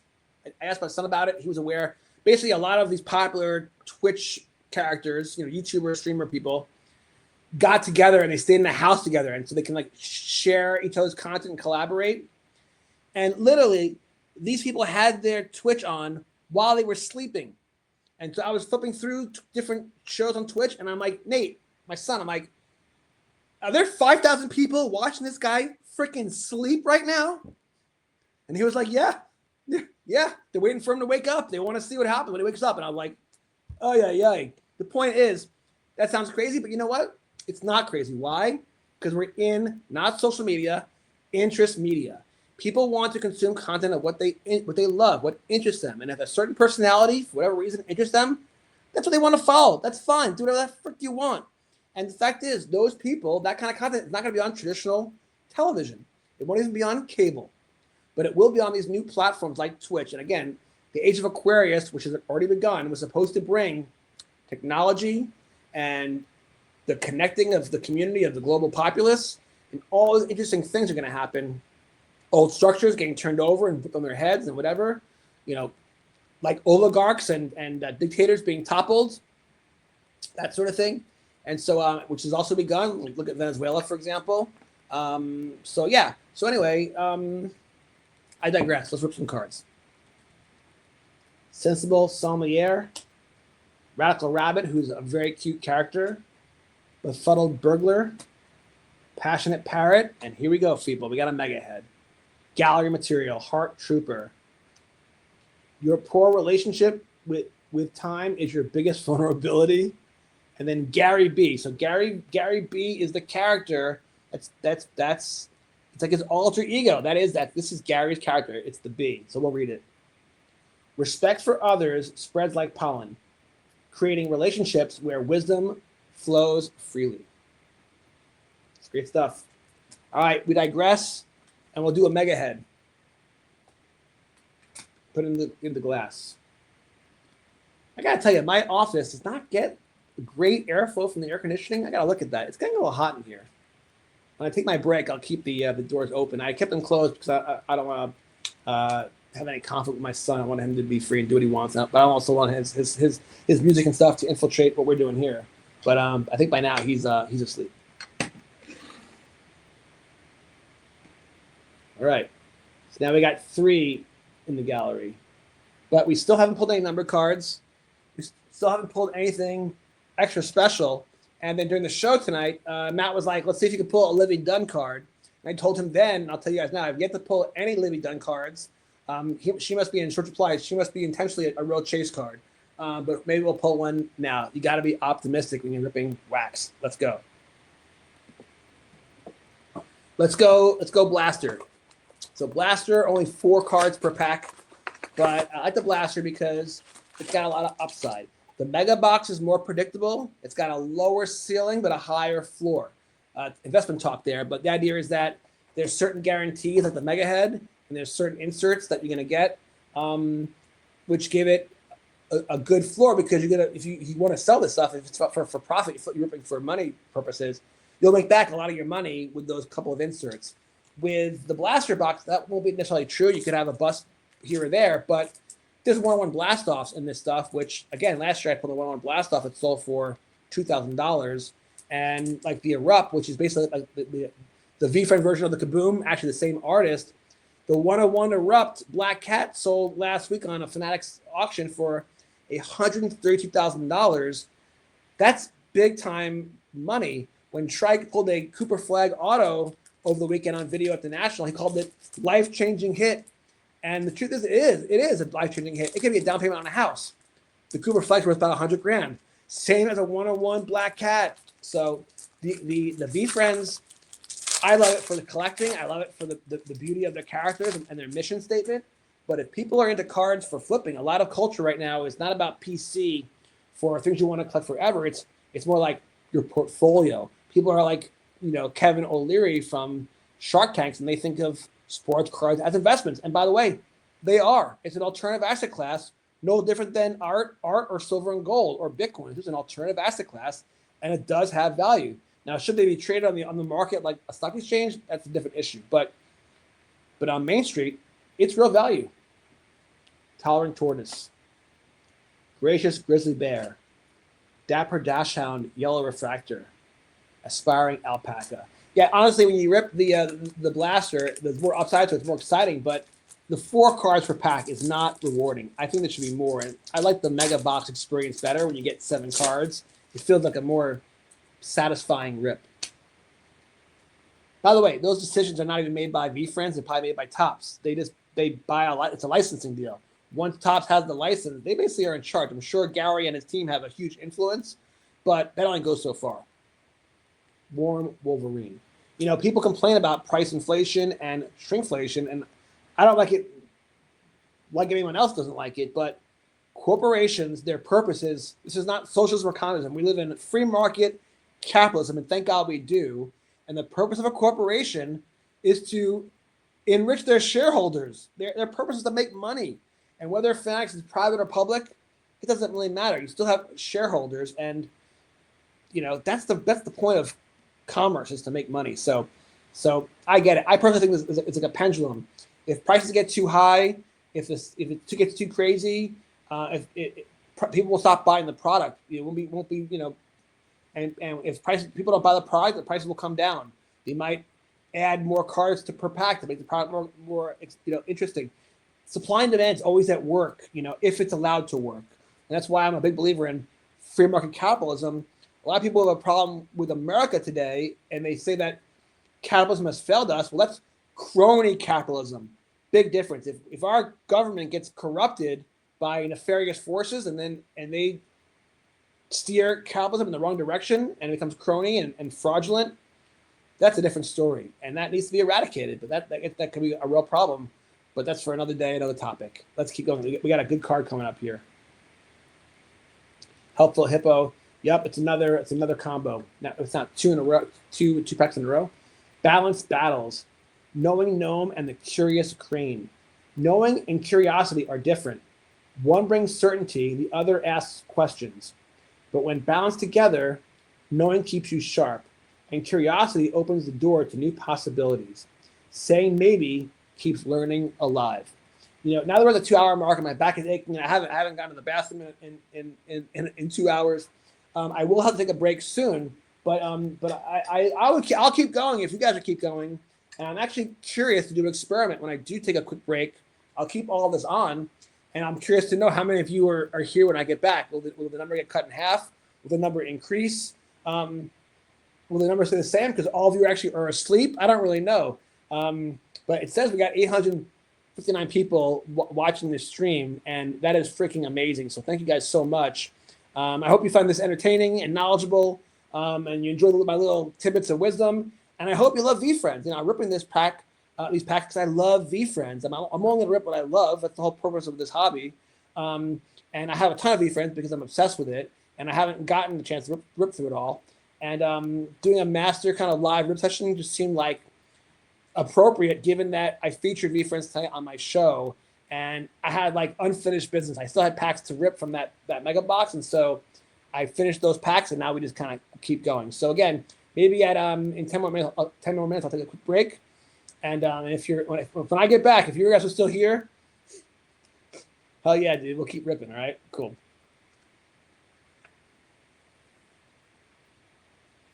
Yeah, the fact that people are watching this rip right now is totally validating why I even created this show to begin with. To be able to interact with people in the hobby, in the chat, to share the rips. For years I was doing rips by myself, and I would just show up at the baseball card store, and he knew, and Jordan Neal knew I was an author, and I would always have my shoebox, and I would shoot him in for the next box, and he'd be like, you rip a lot of wax, Jonathan. Maybe you should make some YouTube videos with it and make it a marketing thing. And I was like, yeah, I don't know. That's not my cup of tea. I don't. And then what happened is I got interviewed for the Card Life television show. And last November, I had to drive down to Chanute, Kansas, where Neosho Community College is. Now, Matt Strom, who, by the way, oh my God, Matt Strom got DFA'd tonight by the Royals. Now his ERA is over 7, which is insanely bad for him. He was an all-star just 2 years ago. But I cannot believe they cut him. I'm shocked. He might line up on the Yankees or the Phillies or the Diamondbacks, and maybe he needs a week of rest, and he'll be amazing in the playoffs. He's a lefty with a nasty slider and tremendous playoff experience. So he's going to play well in clutch moments. Shame on the Royals. Anyway, he's the host of The Card Life. And so I didn't know this, but he had just dedicated the gym to Neosho. He paid and dedicated the gym, and he had all new equipment. And they have these giant pictures of him on the walls in his baseball card, format, whatever. It's amazing.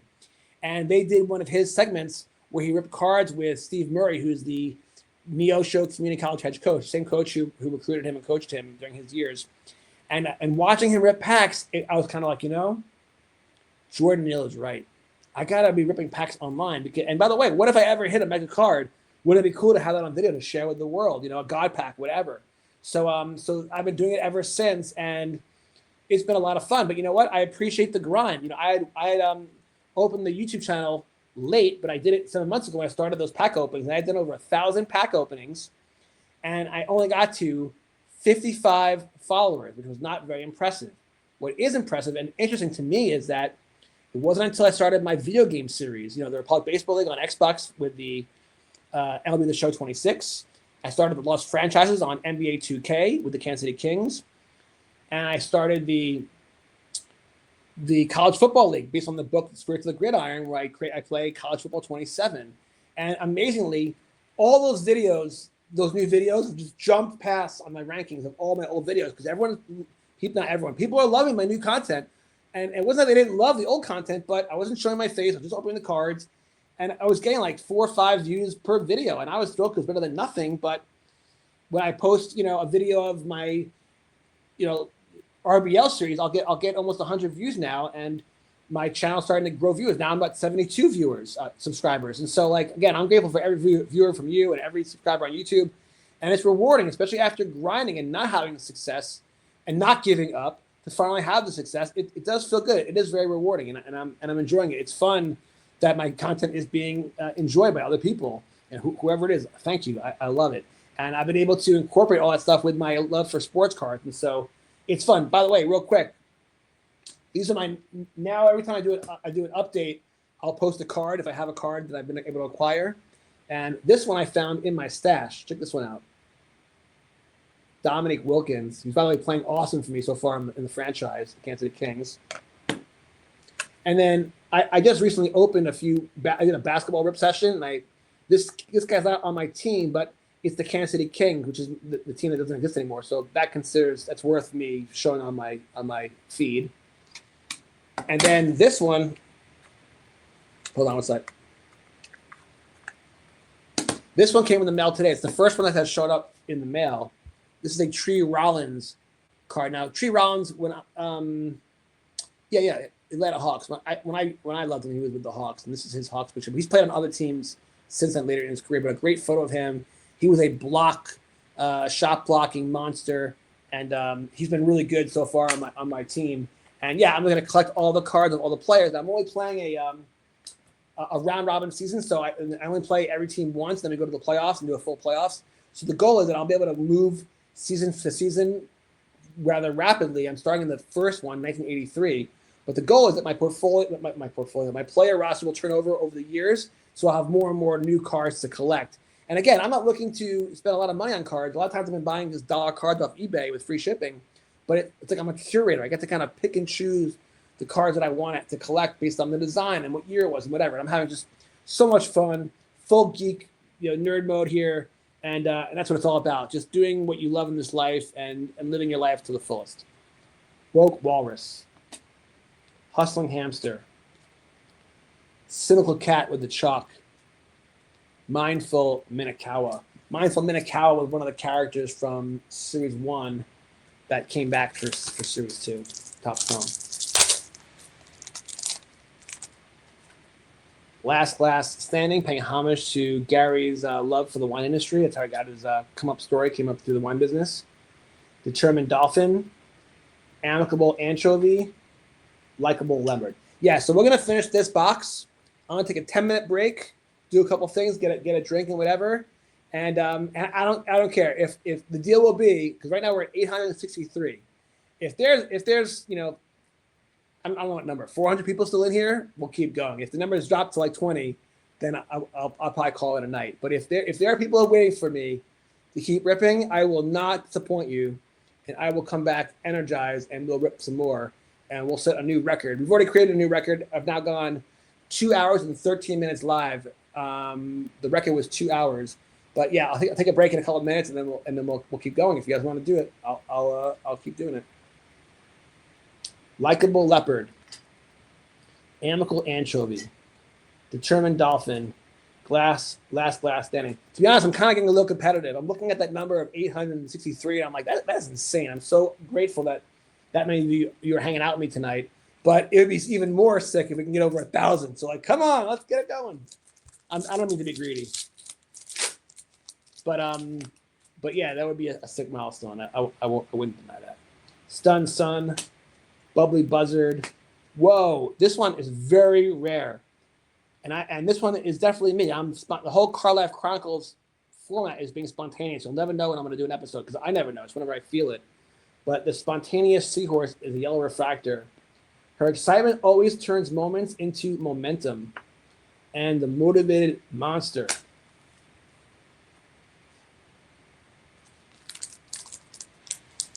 Next pack. So yeah, this has been crazy because Matt and I were on my show tonight for 90 minutes. And now I've been online with you guys for 2 hours. That's 3.5 hours. That's also a personal record. That's crazy. No wonder my back hurts. My old chair kind of broke, and so I'm using an old chair. It's kind of a stiff chair. It's probably not the best one for a back of someone my age, but I digress. Positive porcupine. Be the bigger person. Organized ostrich. Joyous jellyfish. You know what? I'll tell you this. Sooner or later, the mathematics are going to lead to a big hit because we've not had a lot of success tonight. And so when I get back, if we do another round and keep going, if you guys are still here, the big hits are going to come. So fingers crossed on that. Awesome African civet. Moral monkey. Patient pig. Amiable anchovy. All right, one more pack. By the way, one of my doors in my office is stuck. So when I open it, it's gonna make a huge, loud banging sound. So I'm just giving you a heads up. Don't get frightened. And if you're sleeping because you've fallen asleep watching the stream, I hope it doesn't wake you up. And if you did fall asleep watching me, I thank you. What an honor that you chose me to be with you and hang out with you while you went to sleep tonight. So yeah, so thank you for that. There should be like a metric for how many of your viewers are actually watching or they've fallen asleep. You haven't pulled this one yet. Like a sponge. Let's read it. Soaks up lessons, feedback, and perspective to keep growing. Yeah, again, my old boss, Mark Romeo, he used to tell me, it's all in the spirit of continuous improvement. And if we all lived our lives like that, it really is such a liberating thing because I've released books where I found editing mistakes and whatever. It's so frustrating, but you know what? Now I try to remember every time that mantra. It's all in the spirit of continuous improvement. It's okay. It happens. Nothing's perfect. Even tonight when I was interviewing, Matt Vinos from Dapper Labs, they run NBA Top Shot. He's their executive producer. He's like their top dude.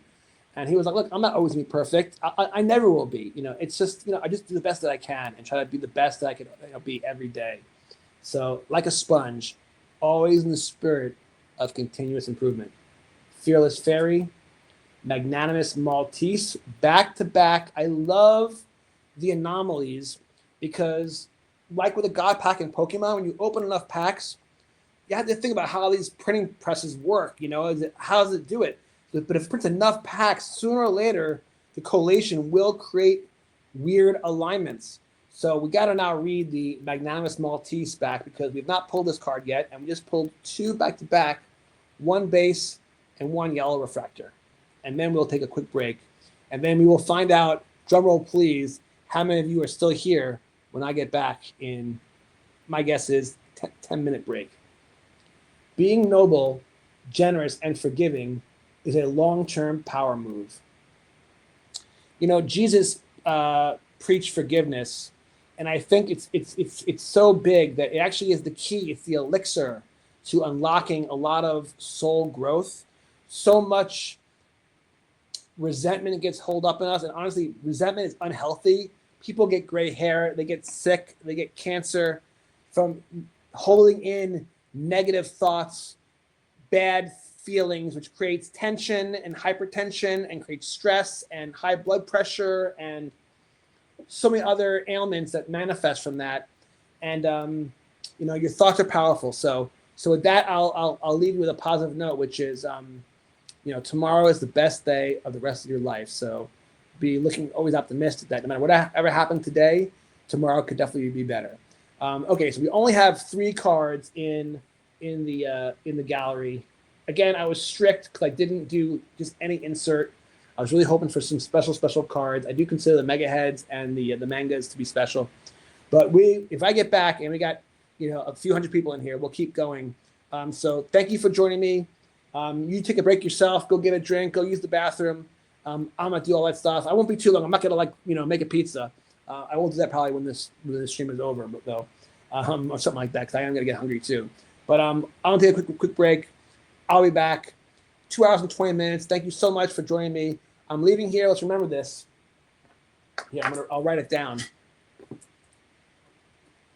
862 beautiful souls are here with me tonight. So God bless all of you. And when I get back, we'll see how many are left. And leave in the chat what you think the number's going to be. maybe over or under 400. What do you think? Over 400 or under 400? I'm not going to give my opinion yet. I'll tell you what I'm thinking after, or what I'm hoping for. All right, back soon. I'm not going to log off. I'm going to keep it on so you guys know I'm coming back. Even if we don't keep going, if this goes to 0 and there's no one here, I won't keep ripping, but at least we'll sign it off so that the recorded footage has a good closure. But if I get back and you're here, we're going to keep ripping. Let me give you a little teaser. I still have the original mega box that I had planned from all the boxes that I had set out to rip here, but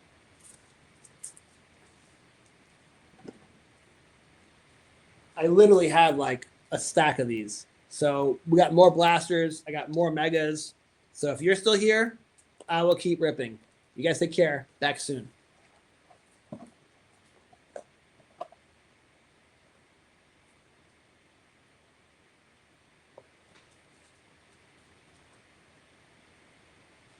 Oh, guys, guess what? My phone died.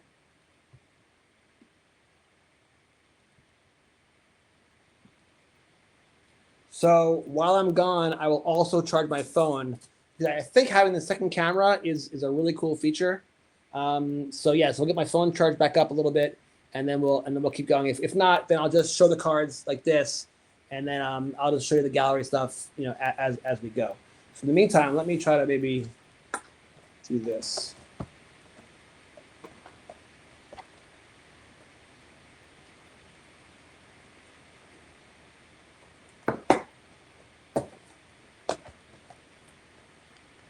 So this is how you know I'm coming back soon. You guys take care. See you in 10 minutes. Thanks for your support. Best live stream ever. You guys are amazing. Back soon. Get ready for the loud sound of the door. It's going to sound like a crashing sound, so heads up.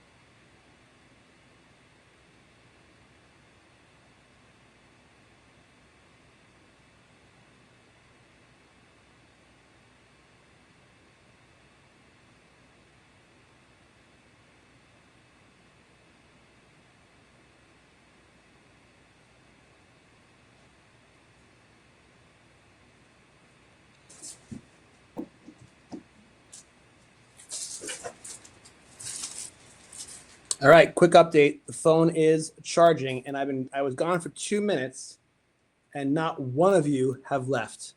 So actually, I just added a new person. So I was going to say, so either you're all sleeping on me here, or you're really the best community of all time. You might be the best community of all time. That's insane. So the only way I can confirm that, someone's got to leave a comment when I get back that you're watching, because otherwise I'll have to think that you're all sleeping on the air. All right.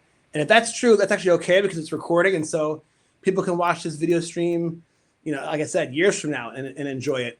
But for the people who are live, 864 people, give me a shout out. Let me know you're alive. Otherwise, I'm going to assume you're all sleeping. And if you're all sleeping, I'm going to have to shut it down when I get back. No, I just got haha too funny. Wow. Drew and FTV, you're awesome, dude. I'm grateful for you, man. So you're not all sleeping. All right. Back in 10 minutes, guys. By the way, there's a huge mess there's just like wrappers everywhere all over the floor. I gotta clean it up later. They're sticking to my feet. And by the way, recap, these were the two hits from the show tonight. The pulls of the day. A competitive caterpillar out of 99 and a genuine giraffe out of 75. That's pretty sweet, dude. And by the way, the number cards, we love them because they're numbered, so they're more rare and they're more valuable. But they're also cool designs. They're always different than the base cards. So they're just awesome parallels, which I love. Yeah. All right, Drew FTV, dude. I appreciate you, bro. You're awesome. Thank you for letting me know you're still awake. All right. 10 minutes. Back soon. Phone charging.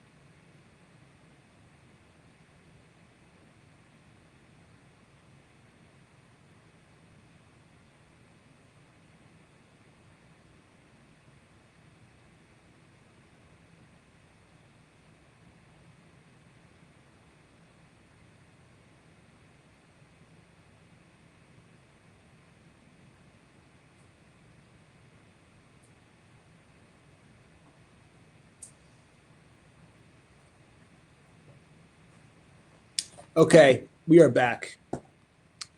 So thank you for letting me take that little break. I had to do it. We had been live for 2 hours straight. But when I left, there was 864 people. All right. I thought there'd be 400. I thought half the people would leave in the 10 minutes that I was gone. I was probably only gone for 5 minutes, maybe. I don't know. Maybe it was 10. But there's now 867 people. So we actually added 3 people watching. Amazing. Let's rip. Let's do it. All right, let's check my phone real quick.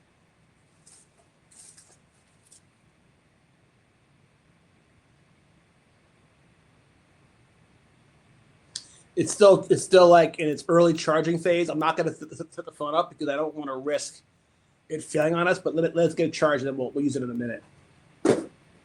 No big deal. Plenty can do it the old-fashioned way.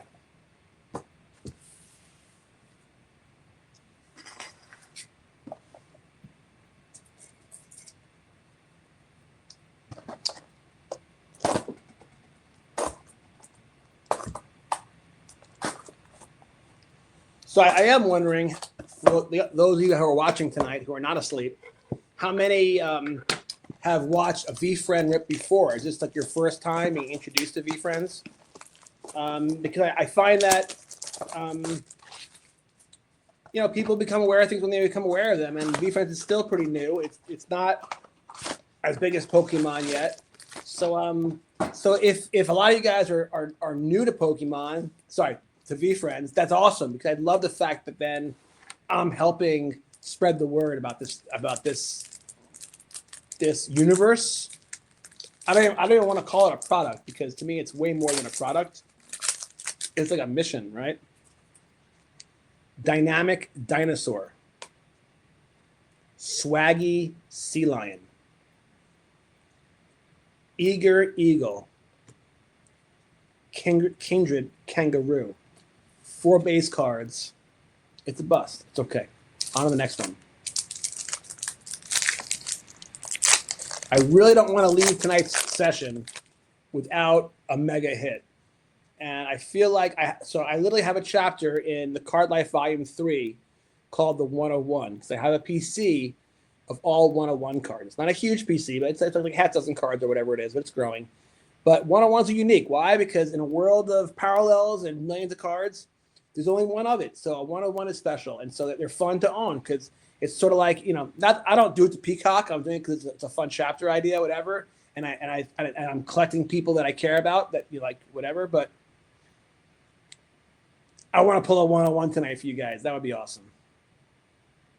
Tolerant tortoise, gracious grizzly bear, warm wolverine. Yeah, so I'm sending a signal to the VeeFriend gods that let there be a 101 in one of these packs tonight. Please, please, please. Because frankly, we've not pulled any numbered cards tonight. I did pull 2 from one mega box in the box that I opened during my podcast tonight with Maddie Vinyls. But since I've been with you for 2.5 hours, no numbered cards, only 2 mangas, only 1 mega head, and then a bunch of inserts that are not going to move the needle for me. Helpful hippo. Woke walrus. This is a cute one. Yellow refractor for a caring camel.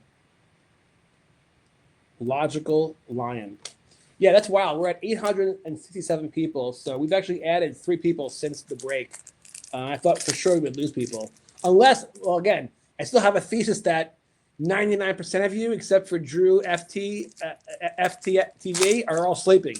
And so therefore, the number won't change, because you can't turn me off, but you also, because you're sleeping. And by the way, I'm not insulted. I'm honored. Hustling hamster.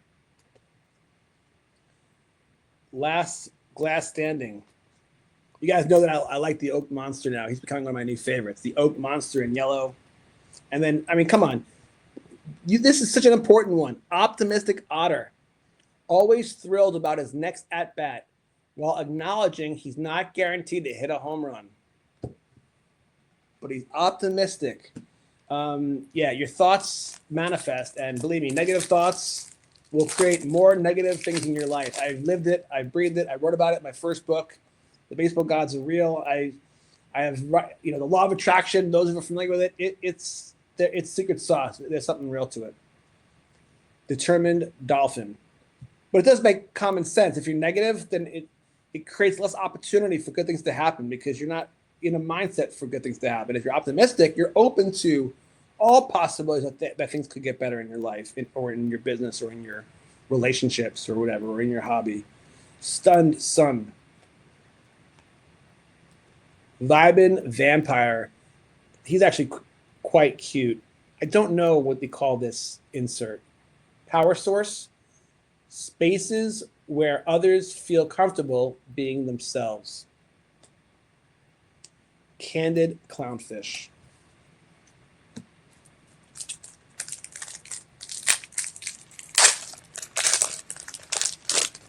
Yeah, I remember talking to my wife about this car life thing, and she's like my biggest skeptic, and she's like, "Wait, people are gonna watch you rip packs?"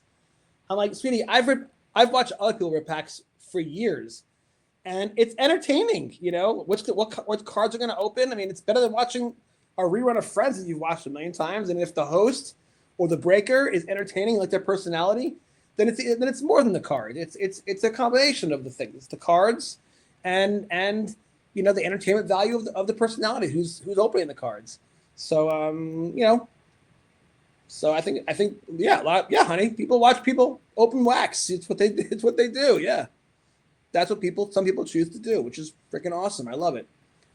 Bubbly buzzard, especially when you love a product and can't afford it or can't get access to it. You absolutely love watching other people rip because you live vicariously through them. You want to see what you could have gotten. You want to see what was in there.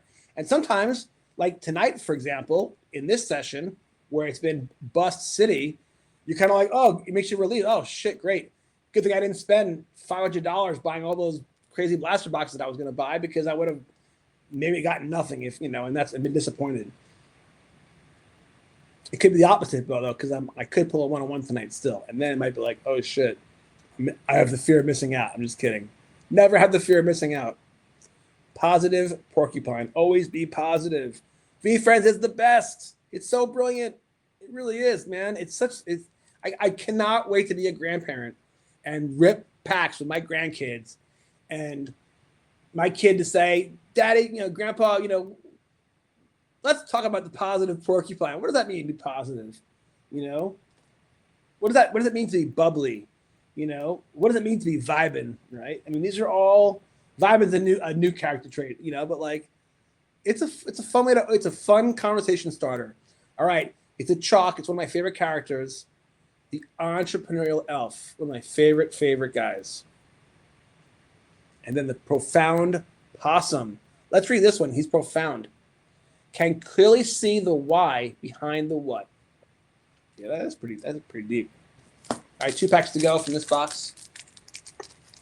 Then I still got a blaster and a mega on my table, and we'll see. And then we'll do a sleep test. We'll find out if there's anyone still awake, and if there is, maybe Drew FTN is, and FTV, and if he is, then even if it's just one of you watching, I will continue on.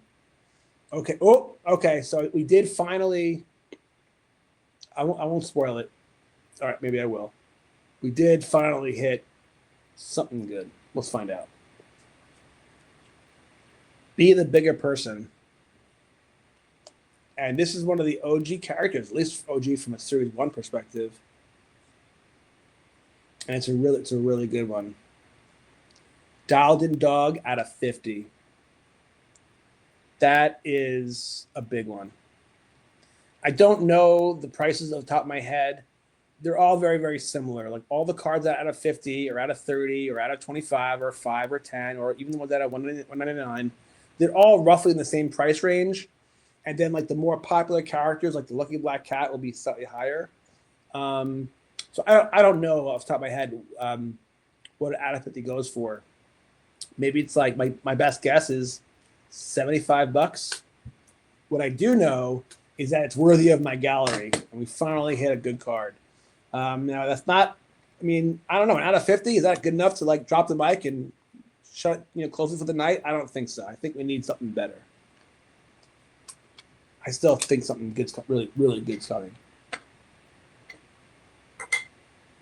But we now got 4 cards in the gallery, and we finally got our first numbered card. Prudent Polar Bear. We haven't pulled him yet. Avoids burnout by thinking ahead and saving energy for what matters most. I'm looking at this number of 867 people, and it's so surreal. I'm like, it can't be right. But it's got to be right because, the numbers don't lie. If there were, 2 people in the chat, there would just be 2 people in the chat. If there was 0, when this first started, when I first launched it, it was at 0. So, thank you guys so much for hanging out with me tonight and enjoying ripping packs and talking about the hobby. And as you know, I guess with me, we go on tangents and we talk about all kinds of stuff, don't we? We tap into economics. We talk about politics. We talk about spirituality. I mean, gosh, we were talking about reincarnation earlier, law of attraction. So I guess, my rips are a little bit different, which I guess is cool, right? I mean, if everyone was the same, that'd be boring. What did Forrest Gump say about the box of chocolates? You know the drill. All right, this is a new one too. Organized Ostrich. He's very cute. Makes things easier for everyone by setting things up once the right way. Slaying Slug. He's cute. Yellow Refractor for Genuine Giraffe. Let's read it. Not admired for their size or status, but rather by how real and open they are to others. I mean, that's deep. That is some serious deep shit right there. I hope after the show tonight with Matt Vinyls, the hour-and-a-half podcast we did, I hope after tonight, if you were not familiar with VeeFriends, you now get it. It's genuinely a brilliant product. This is why I love it so much. It's why I featured it in the Flip Life Volume 2, which comes out in December. And it's why I will continue to be the Pied Piper for them because I love what they are trying to do for the world. And so I have a ton of that stuff. And you know what? If it had gone up in the secondary market, it got up crazy in value, I probably would have flipped some of it. But prices have not been exuberant. The prices in the secondary market are, I think, around roughly for the Blast and Megas around what they cost originally. Now the hobbies are still more expensive, but once the prices are, if it's no longer profitable to flip, I'd rather just enjoy the cards and rip them myself.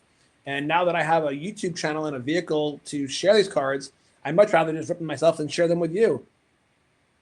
Sincere Skunk. All right, let's rip the next blaster. So cliche. You always see these YouTubers with their. There you go. I used to never do it like that, but now I'm starting to realize maybe that makes sense. It's kind of an easy way to rip. Yeah, my back is definitely getting tired from sitting like this. On my break, I grabbed a drink, went to the bathroom. I didn't do any yoga. I probably should have gotten some yoga stretches in. But what I definitely will do is do some stretching after because I'm feeling it. There's so many jobs, like service jobs where people are on their feet from 9 to 5, or even when you go to the airport and you pull out of the parking garage, come back from a vacation, there's someone in the toll booth. They've been sitting in that toll booth for how long? 8 hours just sitting there? First of all, it sucks that's their job, but I guess they're probably grateful to have a job. But just physically sitting like that for such a long period of time, that's got to be difficult on the body, that's not easy to do. I thought I saw something good. Nothing special. Competitive Clown. Sensible Sommelier. It is a fun one because it's one of my favorite guys. I got the Bullish Bull in chalk. Look at that. He looks like he's ready to like a linebacker ready to suck a quarterback. And then the Hype Horse. Let's read that. That's new. Brings energy that makes you believe that you can. I mean, we've discussed this right tonight. Your thoughts are really powerful. If you believe you cannot do it, you will not do it. That's a promise. But if you believe you can, you might, you probably will. But you have to believe it. And that can be hard when you're doing something that's scary or new. or something where you're disadvantaged in some way, but you got to have hope. You got to have positivity. I've learned the hard way. I've been negative before, and I've seen the reality that negativity creates. And then I kind of went through a spiritual awakening after my yoga phase, and I started being positive, and I started noticing the reality that happens when I'm positive. And it's very obvious that your mindset, whether it's spiritual or just factual 3D reality, it's true. Your attitude is everything. And when you're optimistic and positive, good things can happen. They might not, but they can. If you're negative, they definitely will not. Right? Cheerful cheetah? No, charming cheetah. Radical rabbit. Humble hummingbird in yellow. That's a cute card alert. That guy's adorable. Look at that. And this is one of the characters where I still don't know how to pronounce it. Maybe you guys can help me in the chat, although I guess you'll just be writing it like this has been written. But is it the IA? It's the amped AA? IA? I don't know what it is. But he's so cute. I wish I knew how to pronounce it.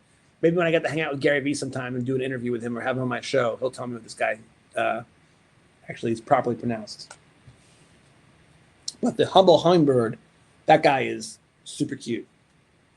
All right, here we go. Yeah, I'm amazed. I took a 10-minute break. We didn't lose anybody. We gained 3 people, and we've held 2 of those new 3 people, which is cool. Befuddled burglar. I'm sorry that I'm so focused on the numbers, but it's still so new to me, and it's still just fascinating. Just like, how you build a brand, how do you build a YouTube channel? How do people find you? Like so many people watching it right now. Are you watching on my YouTube channel? Are you watching on the Collecting and Connecting Podcast Network channel? Are you watching on Twitter? On the Twitter feed? I'm curious. Like, how do people find you?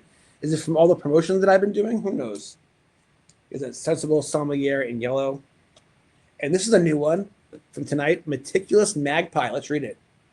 Takes simple items and through dedication and detail, transforms them into a beautiful nest. He's cute and is profound. I love it. I love VeeFriends. What a brilliant concept. I can't say it enough because again, I love Pokemon. It's awesome, but most people don't even know what the characters are about, what they stand for, or they don't know the storyline. They didn't watch the cartoon. They didn't play the game. You don't get much out of it besides the dollar values or just the artwork. And by the way, the artwork is really beautiful, by the way. But there's no thinking involved in VeeFriends. The badass bulldog, right in the back of the card, it says, rough around the collar edge. That makes others feel like a badass just standing next to them. I mean, the knowledge, the wisdom, it's blatantly right there on the card. And again, if we're using this as a teaching tool, like for children who are the future generation of this world, gosh, I hope they learn about this freaking product because so many good things will come out of if a whole generation of kids that grow up just as obsessed with VeeFriends as they are about Pokemon. Dude, we really could have made a positive dent in the universe in a positive way. Observant oyster, authentic anaconda. Not a big fan of snakes, I'll be honest. Jolly Jacko. I don't really know why this character, unless he's a bad guy. Like, what is it? He's got a pumpkin on his head. I mean, I don't know. Some of these characters are not, they're not your typical zoo animal. They're funky, weird things because it's a product based on creativity. They come with all kinds of cool characters, like Gary B. All right, here we go. So we'll reassess where we're at after this mega box, okay, guys? Because I am getting a little tired. More, not even really tired. My back is literally aching. Whoa, it's a base card, but it's fun because we haven't pulled this yet. A just jackal stands firm in who he is, never letting others sway him. All I can say to that one is hell yeah. Bombastic baboon, that's new. Swings through life with energy, charisma, and big ideas that compel others to follow his lead. Another new one, and this is a super cute alert. Persistent penguin. Look at that little cutie. Competitive advantage keeps moving forward no matter the conditions, surviving the cold, the storms, and the slow days. Oh my goodness. Okay, we have a red alert situation. Not the way you think. I didn't pull a 101. I need to know who's awake right now. Who the F is with me? And if you are with me, who is familiar with the Mandela effect? Does anyone know what the Mandela effect is? Now we're getting into like not spirituality. This is more like esoteric science fiction territory here. Anyone know what that means? Bueller? Anyone know what that is? Give me a thumbs up. Give me a yes. Is everyone asleep here? Are these really 800 people watching or not? Okay. The Mandela effect, for those who are watching or who watch us on the road, is a weird, strange phenomenon that I can confirm. I've experienced it. I think it's real. I can't explain it. Some say that it's happening because of the CERN Hydro Collider experiments that have been done underneath the ground in Switzerland with that giant CERN facility where they're smashing particles together, trying to like peel open a portal to a different universe or whatever. But there are certain products, for example, like one might be Aunt Jemima maple syrup. I'm not sure that's one of the ones, but just the point is, everyone knows it as like Aunt Jemima, and like the character wears like a red beanie, and she's like milk and butter, and then like that's how you remember it when you were a kid, for example. But now it's called like Aunt Jamimi, and she's wearing a blue apron, and she's not churning butter, she's fixing a car. It's something totally different, right? And you're like, no way. I'm sure that the Aunt Jemima logo was a lady churning butter with a red beanie. Well, so right now, for example, Chick-fil-A, the logo, some say, has changed. Like the way you spell chick is different. The Mandela effect comes from the story of Nelson Mandela, the famous rights activist and politician. He eventually became the prime minister of South Africa, but because of his political protesting, he was once put in jail, and eventually died. And some people remember him still alive, or he wasn't ever put in jail. The point is, people remember the history of Mandela very, very differently, and the current party line, like that's in like Wikipedia, is very different than how most people remember it. Okay, so here's where we have a potential Mandela effect, and hopefully, Gary, when we get together one day, you can confirm for me this was not a Mandela effect. This was for some reason, a strategic decision, but I don't know why you would change the name of a character. But here's how I know there's a Mandela effect happened, and here I can prove it, because I pulled 2 101s in series 1. Now, regretfully, I sold them both because I spent so much money on the hobby. I needed the cash flow. I had to replenish my reserves, and I thought it was a good decision at the time. Now I wish I kept them as part of my collection. However, this is a character called the Dedicated Dragonfly. Now, wait a second, because I pulled a 101 of a daring dragonfly. Okay, hold on. Watch this.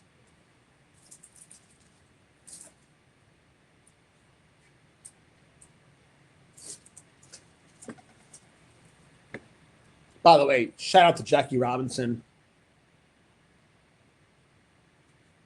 American history would not be what it is without him.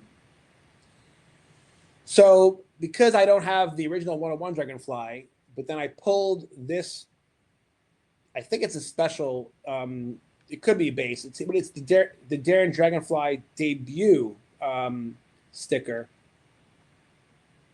You see there, it's the Daring Dragonfly. Now, it should be the same character. It's the Dedicated Dragonfly. So which is it? Is this the Mandela effect with me proving it right here? Or did they just change the name of the character? Because that would be odd. They don't, most IP companies don't change the name of their character, especially when it had a great name. Daring Dragonfly is a great name. So I don't have an answer, but I kept this one because I love this card. I love the character. I love the way this refracts. But it's a reminder for me that I pulled that 101 of the Daring Dragonfly. So it's just so weird every time I see this card and it's the dedicated Dragonfly when I know and have proof that it used to be the Daring Dragonfly. So anyway, that's the Mandela effect. That's my thesis that it could be happening with VeeFriends. It could be a conspiracy theory. I could be crazy. They probably just changed the name for some reason. But again, I don't know why they would, because Daring Dragonfly is a great name. Noble Numbat, that's new, earns trust by leading with character and purpose. I never knew what the term tenacious was until I heard my dad say it about a soccer player that I played high school with my junior year. He called this. He's like, "Oh, that guy was tenacious today," and I was like, "Tenacious? What does that mean?" Refuses to quit and possesses the stamina to keep going even when others stop trying. And a gracious grasshopper.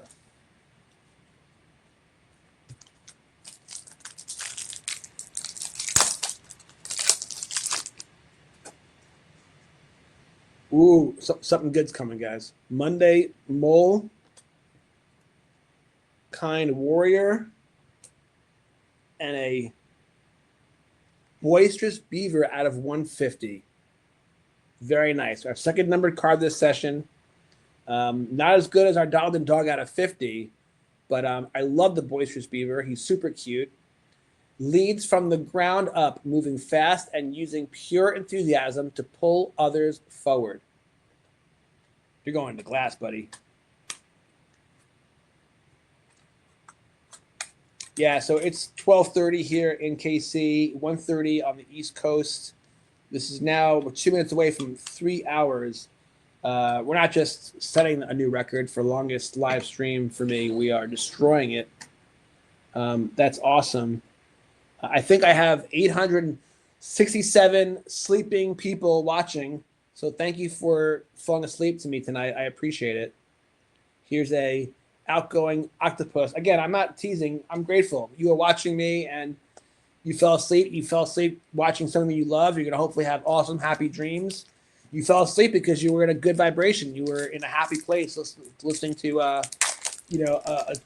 someone talk about cards or something that you love. Steadfast snake. So I'm not a fan of the snake. A lot of snake. There's a few snakes in this group, in this set, but I'll forgive Gary for that. Every pursuit is followed through until the job is done. Hey, I mean, how can you get mad at that? That makes sense to me. So this guy's on the cover of Series 2. We get the Flexin' Fox. Learning not to act or flex from a place of comparison. Yeah, stay humble, my friends. Stay humble. Oh, first time. Another new one. The product is so deep. Tidy Troll. Thrives by keeping things simple, structured, and stress-free. Gracious Goose. YOLO Yak. Let's read that. Ability to seize the present moment gives it opportunities others miss. Vibrant Vampire. I'm not a fan of vampires in general, but this guy's pretty cute. And then the Humble Hummingbird. So I should have kept track of how many packs we opened and do some kind of like statistics summary tomorrow to sum up this session. But it's been a lot. You know who knows? The knowing gnome knows.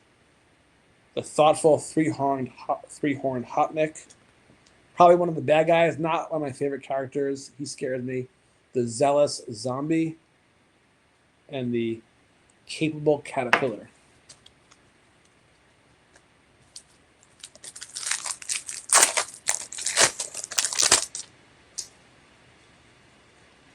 Intuitive iguana. Courageous cockatoo. Charming cheetah. Protective panther. That's a first. Let's read it. Prowls on patrol, placing themselves between danger and those they care about. I'm down with that.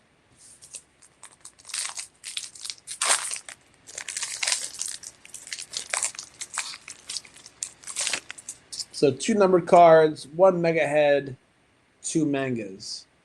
and a skilled skeleton, a dynamic dinosaur, a micro, macro, balanced battles.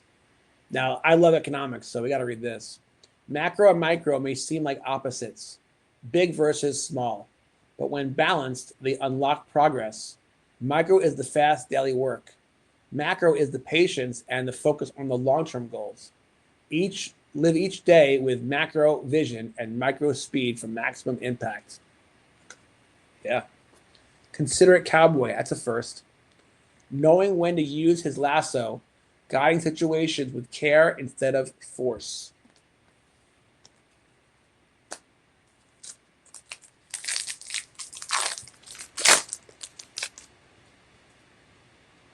Unwavering urchin, adventurous astronaut.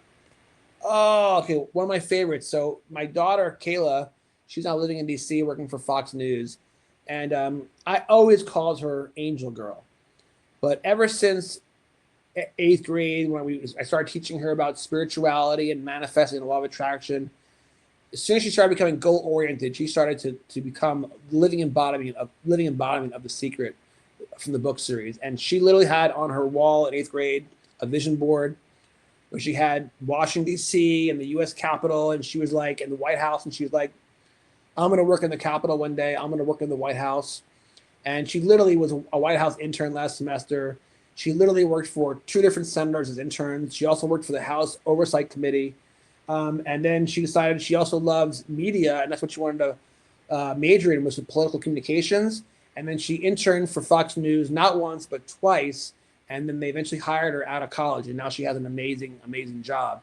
So my daughter is living proof, and also proof that you can teach this stuff to others at a young age, and people can learn to manifest. Now, look, everyone's in different situations, and they're starting from different places. But yeah, it's true. Now, the key component is hard work. Now, she worked really, really hard. Literally, like in high school, she started to volunteer for local politicians. I even went with her on many, many door knocking campaigns because she was too young to do it by herself.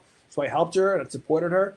But so manifesting is not just like abracadabra, bang, bang, boom, get what you want. It comes with hard work and perseverance. But the thoughts and the manifesting that create those opportunities to allow you to work hard, it definitely connects and plays out. So anyway, so I actually have already saved two of these, and I've put them in glass and they're up in her room to give to her next time she comes to visit. I pulled a mega head and then a base of the ambitious angel, because you can tell from the way she's had her career, she's been very, very ambitious, and she's always been my angel girl. And so this is how you see how certain characters can start to identify with. And so, like, every time I pull an ambitious angel, I'm going to think of my daughter and want to give her that card. Here's an accountable ant, and things are starting to get hot. This is now our third numbered card. So if these go through streaks, we have a legendary lemur out of 99. Again, at 99, I'm not sure, that 25, 45, 50 bucks, maybe. Yeah, maybe. And this is a cool character. Competitive advantage. Operates knowing life isn't about what's in your bank account, but instead about how many people will attend your funeral. Whoa. You know, the Native Indians, when they die, they give away all their stuff. They believe that they go on to an afterlife. And the Native tribe members, when they pass away and reflect on their life, on their deathbed, they don't measure their wealth in monetary wealth. Like, here we are, we're in the hobby of collectors. So many of our people in our hobby value their PC of whatever it's worth, and they identify with that worth and the monetary value of what that's worth. Native Indians feel like you come on this life and you go on this life, and the material things you accumulate when you're here, and then you let them go. You know, the Egyptians were so fascinated with material objects that would bury them in their tombs with them. And the Indians said, no. We will measure our worth, our growth, our wealth, our value, not monetarily with trinkets and things, but based on spiritual measurements. How much did you help others? What impact did you have on others in a positive way? That's deep. That's deep. And those who do that become legendary. Legendary Lee Moore operates knowing life isn't about what's in your bank account, but instead about how many people will attend your funeral. Nailed it. Gary V, great job, dude. I mean, it's effing brilliant, this product. So proud of it. Excited to be an ambassador. I'm a volunteer, non-paid employee. All right, so now it's 3 numbered cards. Still not a 101. Still nothing really insane. If we pull a Libby Dunn, we're done. We're stopping. It's time to go. But until then, we're gonna keep going. Hold on. Excuse me. Macho Man Ray. That's actually new. Let's read it. Lead steady and strong without intimidation, uplifting everyone who swims with him. We've actually hit a new high, 868. I don't know if I'll be around long enough for us to get to 1,000, but I thank each and every one of you. You are amazing. You're beautiful. I'm grateful for you. Whether you're here just to hang out with me and all my fun little conspiracy theories and spirituality takes, or you're here because you love cards, or because you love VeeFriends, or because you're interested in VeeFriends. It doesn't matter why you're here. You're here with me, hanging out on my Card Life Chronicles live stream, and I am grateful for you. You can be doing anything else right now, and you're hanging out with me. And again, I keep teasing that half of you guys or all of you guys are probably asleep right now, but according to the numbers, you're still here. So even if you are asleep, I even thank you for that, because it meant that you were watching me before you and we're in such a good, happy vibe that you were able to calmly, float off to Neverland and have a great dream tonight. So yeah. Dapper Dashhound. Spontaneous Seahorse. Oh, we haven't pulled this yet. Focused Falcon. It's not Libby Dunn. It's Chris Brinkley. First time we've pulled this all day in my podcast interview with Matt Vinyls, and also in this mega rip session, which is now 3 hours long. We got a Wilford Wizard base card. Says capable of forging his own path in this world and others. Hell yeah, let's go. And then of course, one of my favorite cards, you know this already, Bullish Bull. And then we got 2 more. We got Zealous Zombie and Headstrong Honey Badger. All right, 4 packs to go in this box. The world has plenty of love. Start listening to it. Forever Phoenix. Tolerant Tuna. Heart Trooper. Ooh. This is one of the cute bad guys. I think maybe the OG bad guy, and it's an X Factor. This card might be worth something, and it's so unique because I don't think I've ever pulled it. Is Bad Intentions, and that's gonna get some glass. Meticulous Magpie and the Jolly Jack O. Yeah, sorry my phone had died, so I can't get the dual camera going, and then show you the cards as I rip them. And then show the display. But you know what? That's just a testament to the fact that we've now eclipsed 3 freaking hours. So hell yeah, for all of you guys who've been with me this entire run. That's incredible. And God bless you guys. Amazing. I hope you guys always show up for these rip sessions. But yeah, Bad Intentions goes in the gallery because it's such a unique pull, and he's such a cool character. And did we read him? We gotta read him. He spreads chaos and fear to show nothing stands above him. So even the bad guys sort of have positive traits and attributes, which I think is very, very clever for the Gary and his crew to develop that. That's awesome.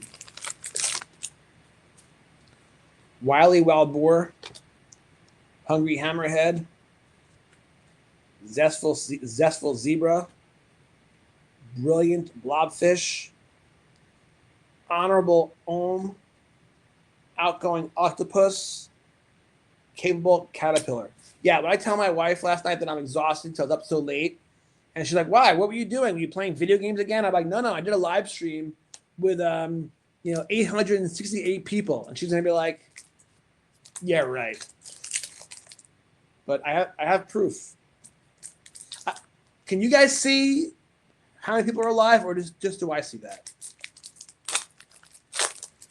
I know when it replays eventually, when I see it on Twitter, like after it's the video's over, you do see the replays, and so it's gonna say 868. Man, you guys are amazing. I'm grateful.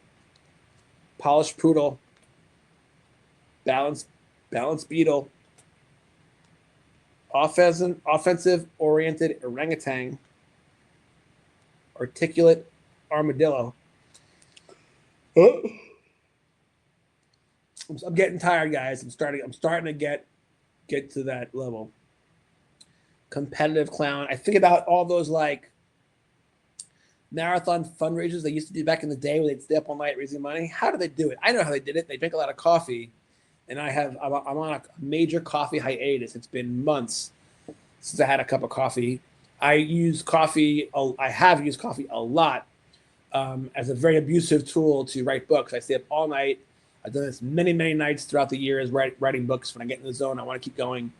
But ultimately, coffee, where it takes its toll on me, the sugar and the dairy gives me psoriasis, gives me stomach problems.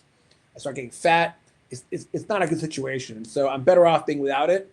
But it's hard. I rarely go and do all-nighters. I'll drink soda, like non-caffeine soda, and there's sugar in that, but it's better than nothing, but it's not the same. Protective panther, considerate cowboy. All right. So given that we are at 3 hours and 12 minutes, and given that there's no proof that any of you are still awake, you all could be sleeping on me here, and I'm the only one grinding. But if you are still here, I thank you. But I know either way, a lot of you will watch this on replay. So when you're watching this in a month from now or 2 months from now or 5 years from now, thank you for watching this video. I appreciate you. Thank you for supporting my books. It's been a passion of mine. I do have a day job. I'm a financial advisor, but I've been writing books now for over a decade. I've published 15. 16 will be my Pokemon book, which comes out in September. And I'm just so grateful to be able to have the chance to do this for a living and turn my hobby into turn my passion into a hobby, my hobby into a career. Hobbies fulfill life. And whether it's the card hobby or writing books, those two hobbies have been really huge for me. And I'm grateful for both of them. Modest Moose, Gritty Ghost, Loyal Lobster, that's new. Prioritizes long-term relationships over single interactions. Oh, here comes my dog. That means it's time to go potty, which means it's time to wrap it up. Versatile Viking, Mega Head the Gnome, Sentimental Salamander, and Enamored Emu. Guys, 3 hours, almost 900 people. You are amazing. VeeFriends is amazing. He pulled a stain from a shoebox lid. Said this one traded for my first big win. Jonathan Fink on the line tonight with a pack in hand and a story that bites. Oh, paper news.